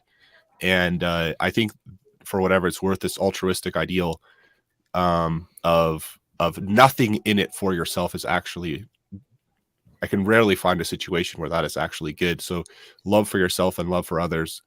And those are things too that I think about. Those are what I don't want to sacrifice. Those are things that money can't really buy. And I don't want to give up money if I have to sacrifice truthfulness or care for others. Like, I think money's a means to have the time to understand what truth is, to pursue truth and fight with reality in a way that I couldn't if I had to work for someone else and do things their way. I can do it my way. And I can't, it's I don't know. For me, those are loaded words, but truth and love, truth and care for yourself and others, truthfulness to yourself and others are I think those are some of the most valuable things at a core. And then the question is, what do they really mean and how do you live that is some of the rest of it. But well, just on the truth real quick, introspection, I think that's been the key to seeing if you're on the diet, you're going to eat the hamburger. Well, if you eat it, be honest with yourself. That's not part of your diet. You are going outside of what you're supposed to be doing. You're not doing your mission. So you can eat it, but don't lie to yourself about it. Know that you are not doing what you said you're going to do, and you mark it down accordingly, and you hold yourself accountable. Now, that doesn't mean you can never eat it, but it means that you're going against what you want to do. So just recognizing that and not trying to like wave it away. Oh, I deserve this, or oh, I need this, or whatever. The diet's stupid. Hold yourself accountable, have the introspection, and don't just swipe it under the rug. If you're going to do it, acknowledge it. I think that's been super helpful for me. I agree. Being true to yourself. But Go ahead, Jake. So I have a tattoo here. It's a Kaizen. I used to be massively into Japanese kind of culture, and I actually spent a time, I think I was around 16 years old, where I meditated an hour a day and I actually shaved my head. I wanted to become a Buddhist monk. I spent a lot of my life going into spirituality, and then the meaning of life spirituality kind of gave me is, there's a saying in like very deep spirituality that we are just spiritual beings having a very temporary human experience. And this physical body fades, and the time you spend on earth is just to teach our souls the lessons that we need to learn in order to go on to the next spiritual plane. And as long as we don't learn those lessons, then we stay stuck on planet Earth. And I've always kind of adopted that way of thinking, because I kind of went into a very like morbid kind of way of thinking of, hey, life is meaningless if you zoom out big enough. We're not even the size of an ant. If we die, nobody cares. 5 minutes after you die, nobody remembers who you lived. Or like 2 months after you die, nobody really cares. It's all meaningless. And then the only meaning is the meaning that you give it. And the meaning I chose to give it was that we are spiritual beings having a temporary human experience. We were sent to this earth to learn the lessons we need to learn to get sent off to the next realm of spiritual expansion, whatever that might be. And that's also like my grandpa just got diagnosed with like cancer. And I don't know how I feel about deaths in general. I've had family members die, and I mourn a little bit, but I've always felt that they were with me energetically. I never felt that they left me. So I've never felt the need to mourn. I feel like when I leave this world, I'm still going to be here energetically, just in a different kind of space. So that this whole idea of death, I feel very weird about. I don't know how to respond to that. I'm also not afraid of that. If I die tomorrow, I'm not afraid of it. And I think that's a beautiful way to live. And I think if you kind of approach life now as a way to learn the spiritual lessons that you need to learn, everything that happens, heartbreak is there to teach you a lesson. If something happens to you in life, it's a lesson that your soul needs to learn in order to move on to the next plane, which means that everything that happens to you in a way that the universe wants to serve you. It's doing everything to you so that you can learn the lessons to level up. Everything you get in your life is what you need. And I've always found that to be a very empowering way of looking at it. Like when I had my first business go bankrupt, I was like, this is a lesson I need to learn. Like this is just something my soul has to go through to become the kind of spiritual being I need to become to go into the next plane. And my entire lifeline is just that. And then all of these like previous reincarnations, I kind of sort of believe in reincarnation. I believe your soul stays on this planet until you learn the lessons you need to learn in order to evolve and go to the next thing. And I've always found that to be a very, very empowering way of kind of viewing life and the meaning of life. I don't believe in death. I don't believe we die. It is kind of freaky sometimes when something will happen, something bad. It appears to be bad, appears to be negative, appears to be some thing that takes away from my life. And I'm like, maybe later on it turns out to be good, or maybe later on it's just a lesson I needed at the time. But it really, sometimes it does feel like the world is helping you. It feels that way. I've came across so many times. I'm thinking, it feels like this selfish, oh yeah, like, why are you that important? Why is the world trying to help you? But there's been so many examples in my life too. I'm like, wow, it feels like I'm being pushed in a direction that like where I need to go. And all these things are happening for a reason. That's, to this day, I still believe everything that happens is for a reason. And I try to get the most out of every single thing, because otherwise you're going to be super depressed if you think bad thing happens, oh, the world hates me. No, bad thing happens. You need that to happen because it's part of your journey. I think sometimes you can choose which way you take it. And you're right, depending on which way you go. You're right. This hard thing happened and you're now better for it, and you're not going to make those mistakes again. Or you've now overcome this problem, and another problem is not going to be as overwhelming because you've done it in your past. Or you can blame that problem for why you have problems now and make it an excuse. And you're right. I think in either way, Tony Robbins, I think, talked about how there was this murderer on death row, and he had two sons. I think they were twins. And one of the sons ended up on death row, and the other son was like a CEO with a big family and a model citizen. And this reporter went to one son, asked him, why are you on death row? And the son said, look at my dad. How could I not be here? He went to the other son with the model family and asked him, how come you're so successful? Why are you such an example to follow? And he said, look at my dad. How could I not be this way?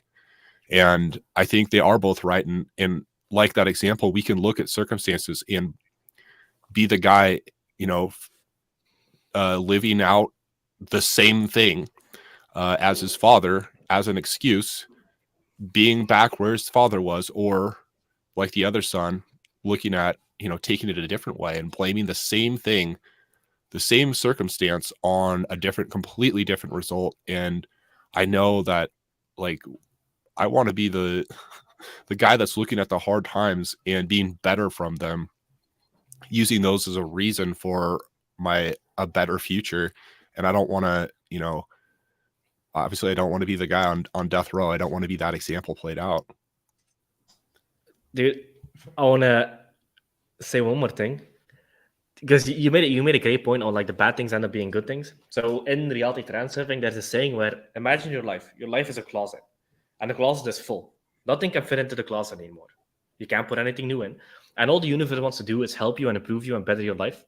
As long as you believe that the world, I think there was a saying, I think Nikola Tesla, I don't remember the exact quote it was, but it was something along the lines of, the most important decision you will ever make in your life is deciding whether the world is good for you or evil for you. And in reality transurfing, they talk about the closet. And the universe always wants to improve your life and put better things into your life. But to put something new into a full closet, something has to leave the closet. You can't shove more in. So I've had this realization back when I had a heavy breakup and extreme heartbreak. And then ever since I read reality transurfing, and I kind of just let it go and be like, the universe is helping me. This is happening for a reason. And then after that point, my life went exponential. Like, it was wild. But the issue was the heartbreak. I knew it was coming. I knew it for 4 months. And during that 4 months, I held on. No matter all the signs, I just held on. And my life was ruined. And then I was like, okay, the universe wants this out of my life. I let it out of my life. And all of a sudden, better things came in. And then it's this whole analogy of to put something new into the closet, something has to leave the closet. So you cannot feel bad about it leaving. It's the natural law of the universe. Something has to go for something new to step in. And that's a beautiful perspective to look at things you lose. You're not losing, you're just making space for something better to come in. Absolutely. Wow. That is a fantastic perspective. I got to read Reality Transurfing, the pendulum. Let's see, CryptoKindness, who's in the chat, was talking about the pendulum. Something happened to him. He's like, oh, pendulum is swinging. And can you explain that real quick, the pendulum, for people who don't know? So pendulum is a big chapter in reality transurfing. Essentially what pendulums are is, so if you're a perfectly balanced spiritual being and you're always on a mental, like just emotional baseline where nothing really excites you too much or like puts you down too much, a pendulum is something that comes into your life. And if it gets you off of balance, so let's say that could be like falling on your bike. If you fall on your bike, as an example, and all of a sudden you go from a balanced state to a very angry state, and then the pendulum hooks into you. And the only goal that a pendulum has, so political parties can be a pendulum, crypto projects can be a pendulum, negative situations, positive situations, and it can all be a pendulum, good or bad. And the only goal of a pendulum is to get complete control over the participant. So it needs to get you off balance, then hook into you. So you can see it like hooks in your body. And then once it hooks into you, it completely consumes your soul. And the only goal that a pendulum has is to drain you of all of your energy. So you have these people that have a negative event happen to them, and then the only thing they can focus on is a negative event, and the pendulum drains their energy.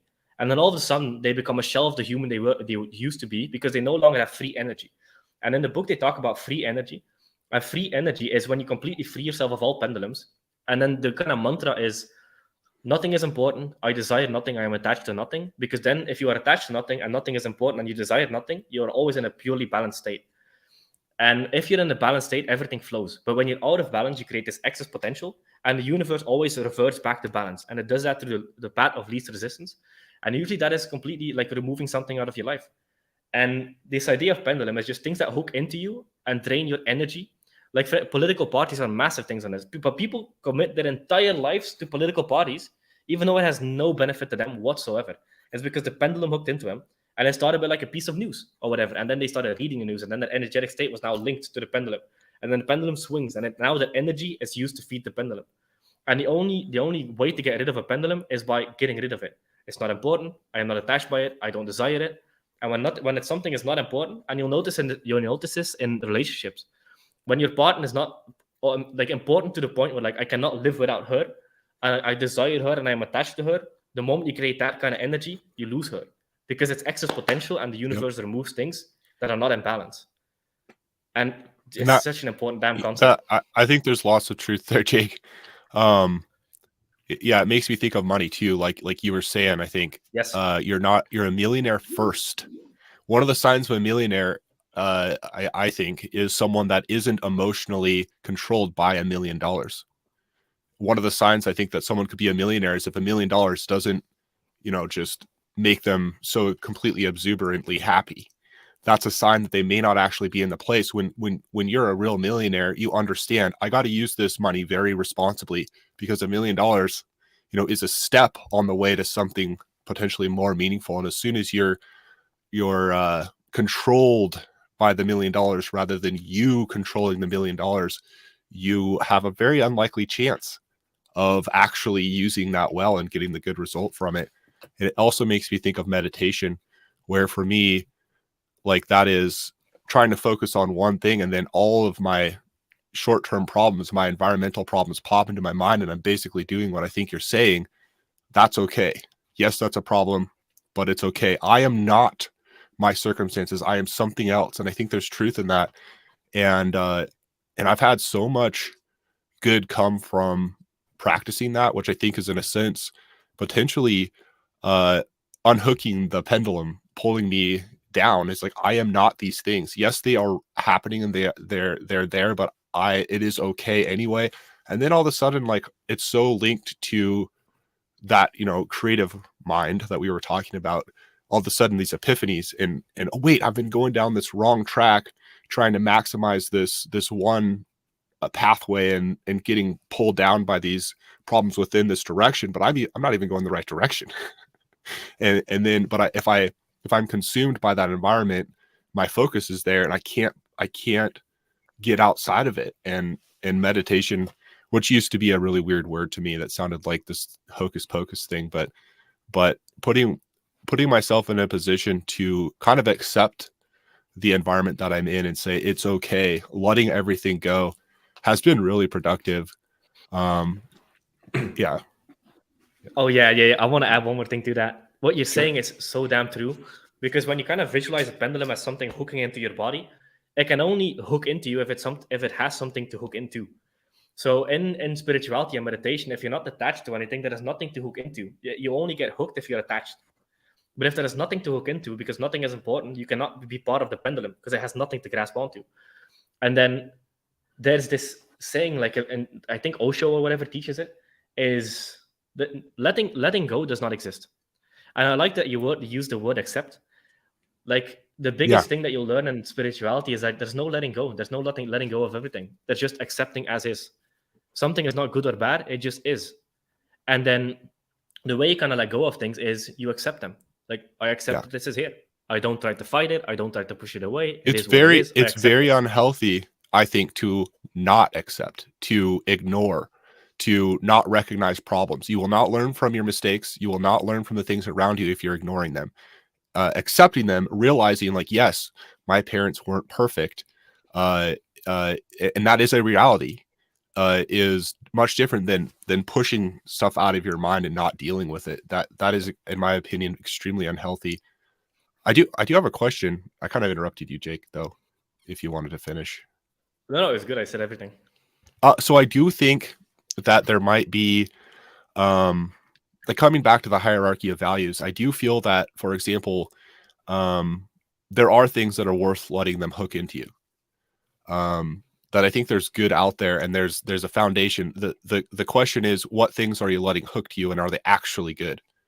Like, truth itself may be something that I want to be hooked to. Like, I want to know what is true, and it doesn't mean that any particular imperfect truth that I believe is what I let hook into me, but this idea of pursuing what actually is something that I want to allow myself to always be pulled to.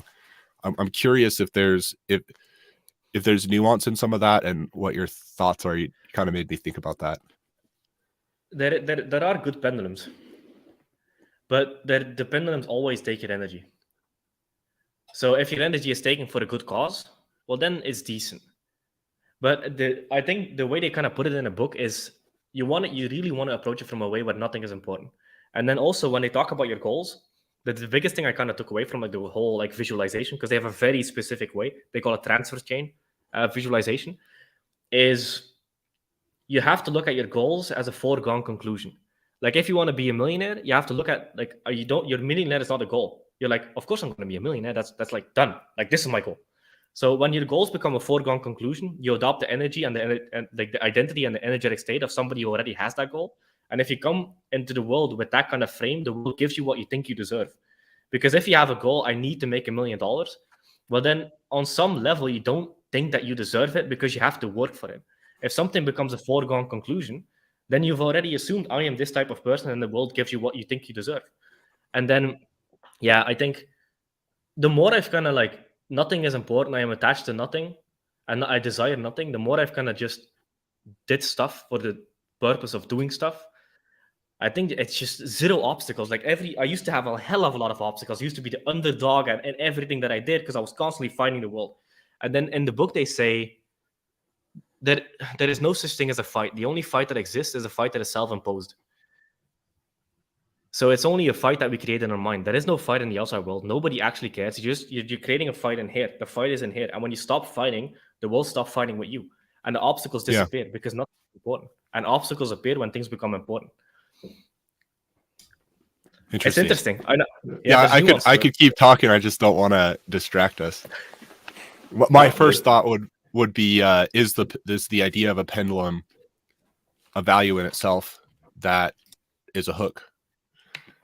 Yes, they say that in the book 100%. Okay. Because then you start worrying about everything, and then you're creating excess potential again because you're out of balance. So that's when you come back to the idea of accepting, like it just is. Yeah, it does sound very very Eastern, I think, Buddhist. It is. Yep.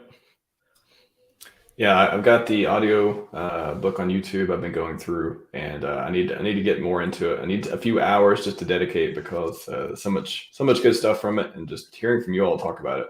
Oh, you've got it in print. Okay. Nice. Well, I can't. I don't even have the print version.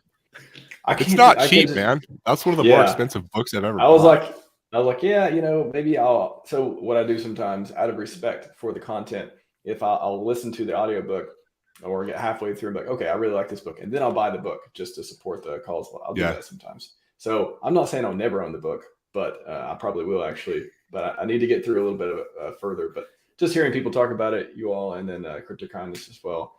And then tons of people, Crypto Coffee mentioned the other day. I think I need to dedicate some time to it. I need to take some more road trips, especially I can get into the zone and just kind of consume it.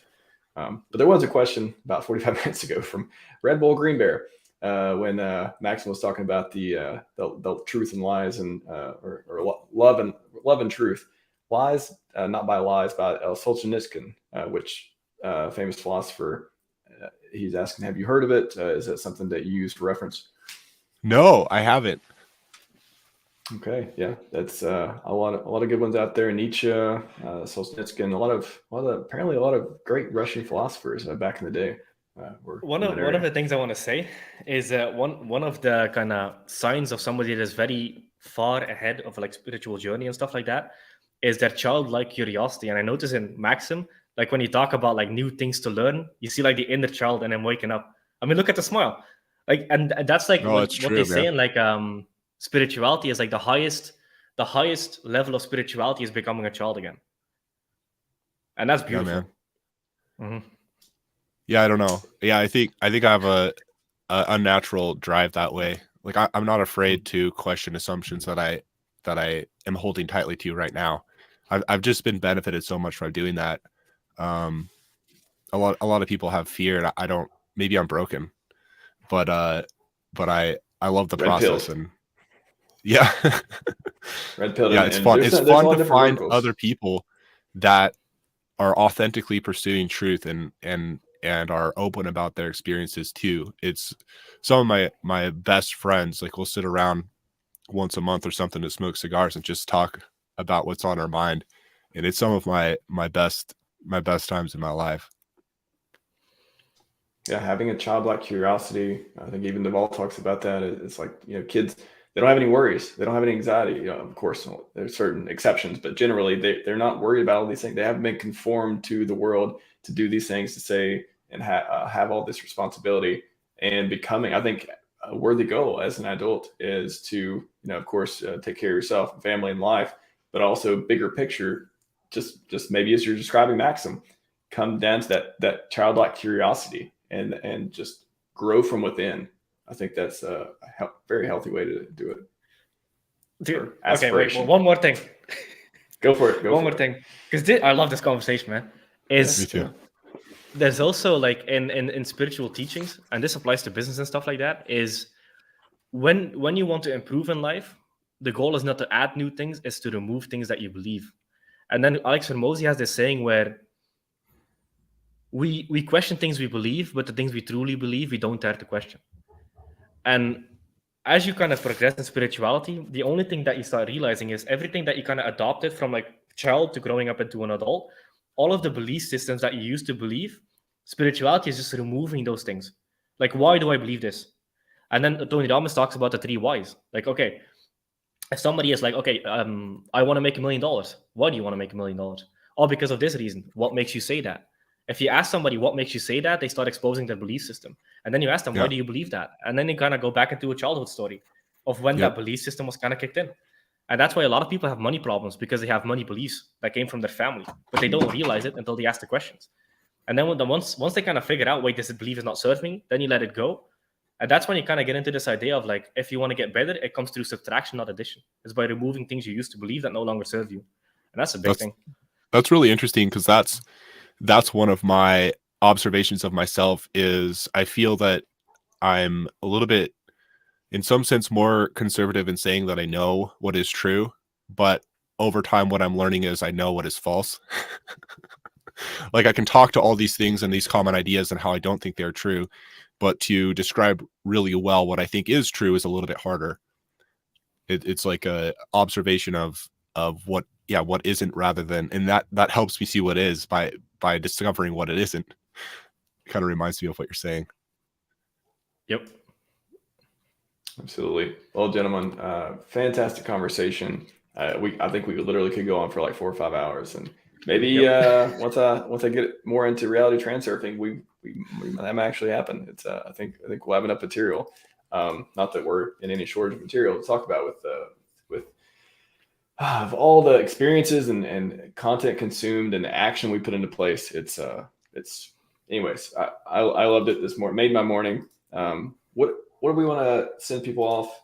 Yeah. Start with Maxim, maybe 2023 mindset principles, affirmations. Like, what are you looking forward to? What do you last thoughts for the new year? So my last thoughts are like, if I could tell someone something and I had to do it right now that would hopefully be helpful, it would be something about set a goal and continually work on what that goal is, refine it clearly in your mind, be specific what you're willing to give up for it, what that goal looks like, the timeline for it, and break it down into small steps and take action. And if you have a good enough goal, the motivation will likely be there.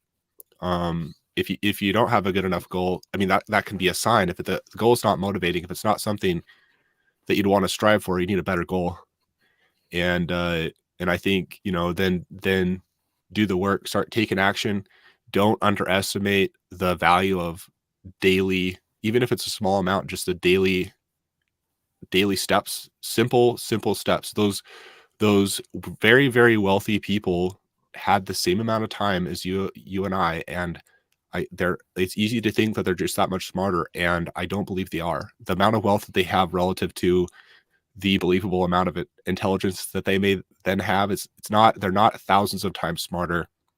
I bet you could 10x the amount of wealth, whatever number that is that you have, and it's possible, but you need to know what you want, and then you need to break it down into steps, and then you need to take action.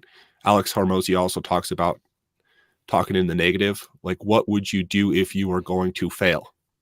Think about it that way. Well, you wouldn't take action. You wouldn't listen to the people that have already done it and copy those steps. You wouldn't create a goal. You wouldn't strive for that. And I would just say, try not to make it too complicated. It hasn't really been that complicated to me. I've just stuck to things over time, and then over time, which goes very fast, it surprised me with the results. And those are some of my thoughts. By you, Jake, what anything you want to send us off with as far as maybe the new year mindset, like something you're looking forward to, or something people can take away to just not rickety wreck themselves in life and finance? Talking about making money, I'm very excited for crypto. 2023 to me feels like 2019, feels like a year of accumulation. I know people that were buying in 2018, 2019, they turned 17 grand into 6 million plus at the bull market top. These opportunities are real, but they're only real if you generate cash into the real world. If you think you're going to make it with $1,000 to $2,000, you won't get it. Like, I think Walrus is the one that said it on a live stream, was the best thing you can invest into a bear market is a job. And then that money, put it into crypto, put it into this ecosystem. Like a 50 to 120x return in crypto is average bear to bull market performance. So if you go in with 10 grand, well, that's $500,000 to 1.2 million. So if you kind of decide on your escape velocity target, because I believe people's lives really start expanding once they kind of hit escape velocity, because then parts of your brain just free up where you can start thinking about this stuff, spirituality, philosophy, values, beliefs. But if you're constantly in the survival mindset, it's very hard to find the time and quietness to kind of figure out what the hell do I want my whole life. So in the beginning, you just want to generate money, put it into the market. 2023 is going to be absolutely beautiful, especially with the ecosystem we have coming up. with the whole PulseChain ecosystem. Very unique opportunity, mini bull run before the official bull run. So if you can 3 to 5x your capital before the official bull run, and if the official bull run is like 50 to 120x, well, let's say 50x as an example. Well, if you 3x your capital before that point, now you have 150x, because 3 times 50 is 150x. So the opportunity is absolutely monumental. So look at all of the money that you're making now. Let's say you have 10 grand to deploy into the market. Well, if you generate another 10 grand, well, that 10 grand could be 500 grand. So you didn't just make 10 grand, you made 500 grand. As long as you don't have the time horizon of a toddler. But if you play the bull market correctly, opportunity is beautiful. And I think if people make more money, then they'll start looking into spirituality and stuff like that. Because I remember when I kind of hit my kind of escape velocity target, my life got very depressing. Because I was like, the fuck's the point of all of this? Yeah. And that's when you start looking into philosophy and stuff like that. Yep. Well, that's, I'll say one other question before we leave, because you just made me think of this. And I think I see, you post a short or something, people see Richard, he's decked out all this stuff. Oh, greedy. I'm just like, the way I feel about the word greedy is so weird these days, because I think it's so hard to apply coherently and for it to make sense. I mean, maybe you tell it to, I don't know. It's hard to even think about a good situation to use it, let alone using it to, bash rich people. But why is, and just, 60 seconds or less, we'll start with Jake first.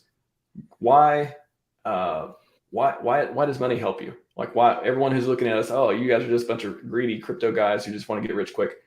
Why is money helpful for your life? Why doesn't it have to be the enemy and something you just scoff at? I think not wanting to be rich is very selfish. You can only help people. So there's a saying like, my cup floweth over.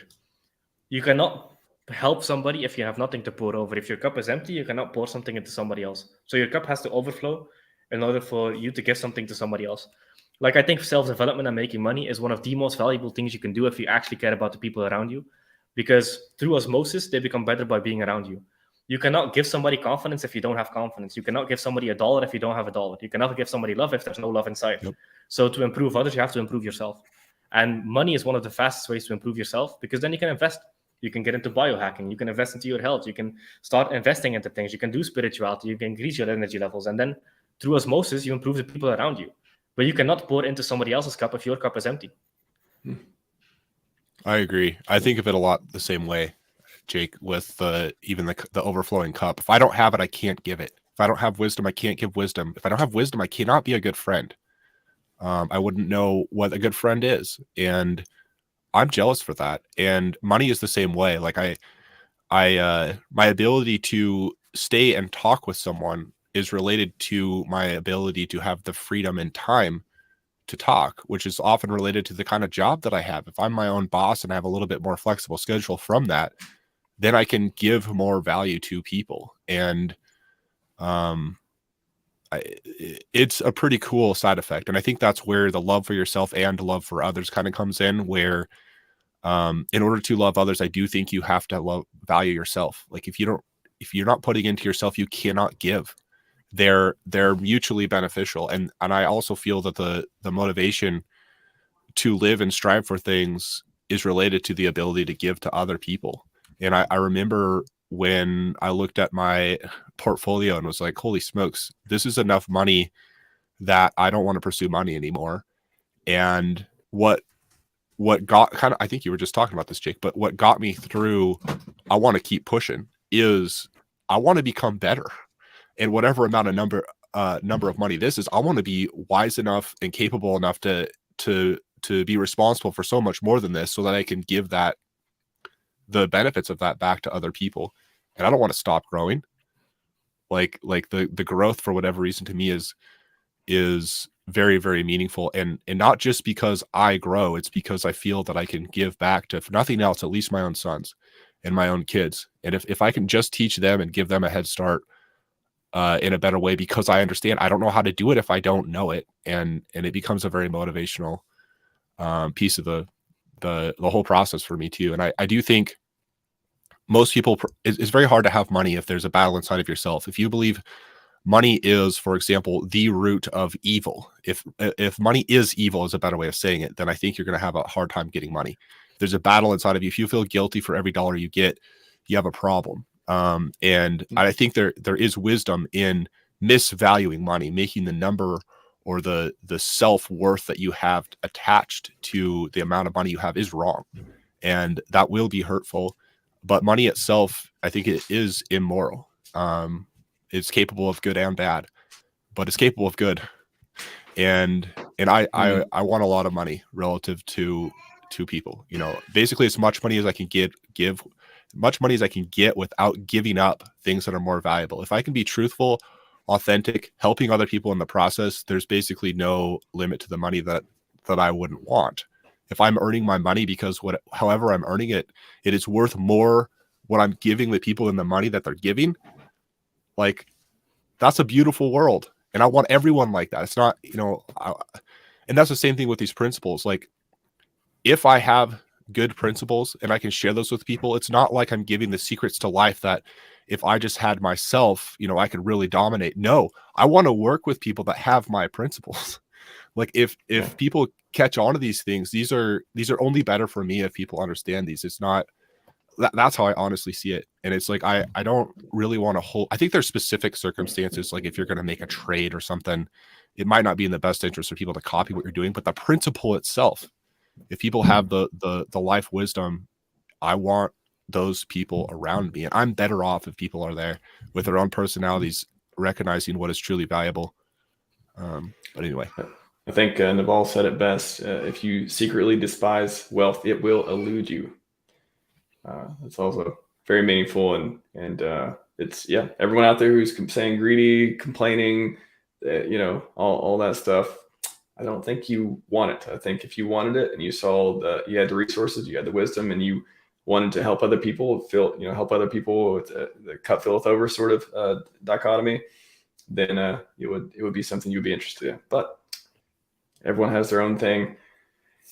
Again, fantastic conversation, everyone. Thank you, chat. There might have been some questions. I don't know. I was plugged in 95% of the time. I tried my best, but you guys. This was great. good. This great conversation. I think, you know, again, another thing Naval says, he didn't want to go back on Joe Rogan because he's like, I don't believe in sequels. I think the first one's always the best. I'm not sure. I think both wealth mindsets were great. This one, maybe I'm a prisoner of the moment, but it was really good. I'm with you. I enjoyed this. I think part of it for me is like I'm getting to know you guys a little bit better, and I don't know that it's more personal, and I appreciate that. We're your cigar buddies without cigars today. Yeah, man. Next time we'll have cigars. Hey, I'm down for that. Jake, where can people find you and follow your stuff and learn more about health, wealth, and wisdom? Jake Sharpe, YouTube, NK Knows, Twitter. You'll find it in my Jake Sharpe YouTube kind of description. That's it. Maxim, what about you? Yeah, Maxim broadcast on YouTube and Won't Settle Media on Twitter. Won't Settle Media. Sounds good to me, everyone. At RHMax, if you're listening on audio, like, subscribe, share all the buttons if you want to. We're here to get the message out about the wealth mindset. You can have it if you want it and work towards it. And if you're just catching it now, #ReplayGang. This was a great one. Let's see, was it Monday? I'll probably be streaming a lot this week. I don't know the schedule. I can't think of the top of my head. With that being said, Scivive and 5555, everyone.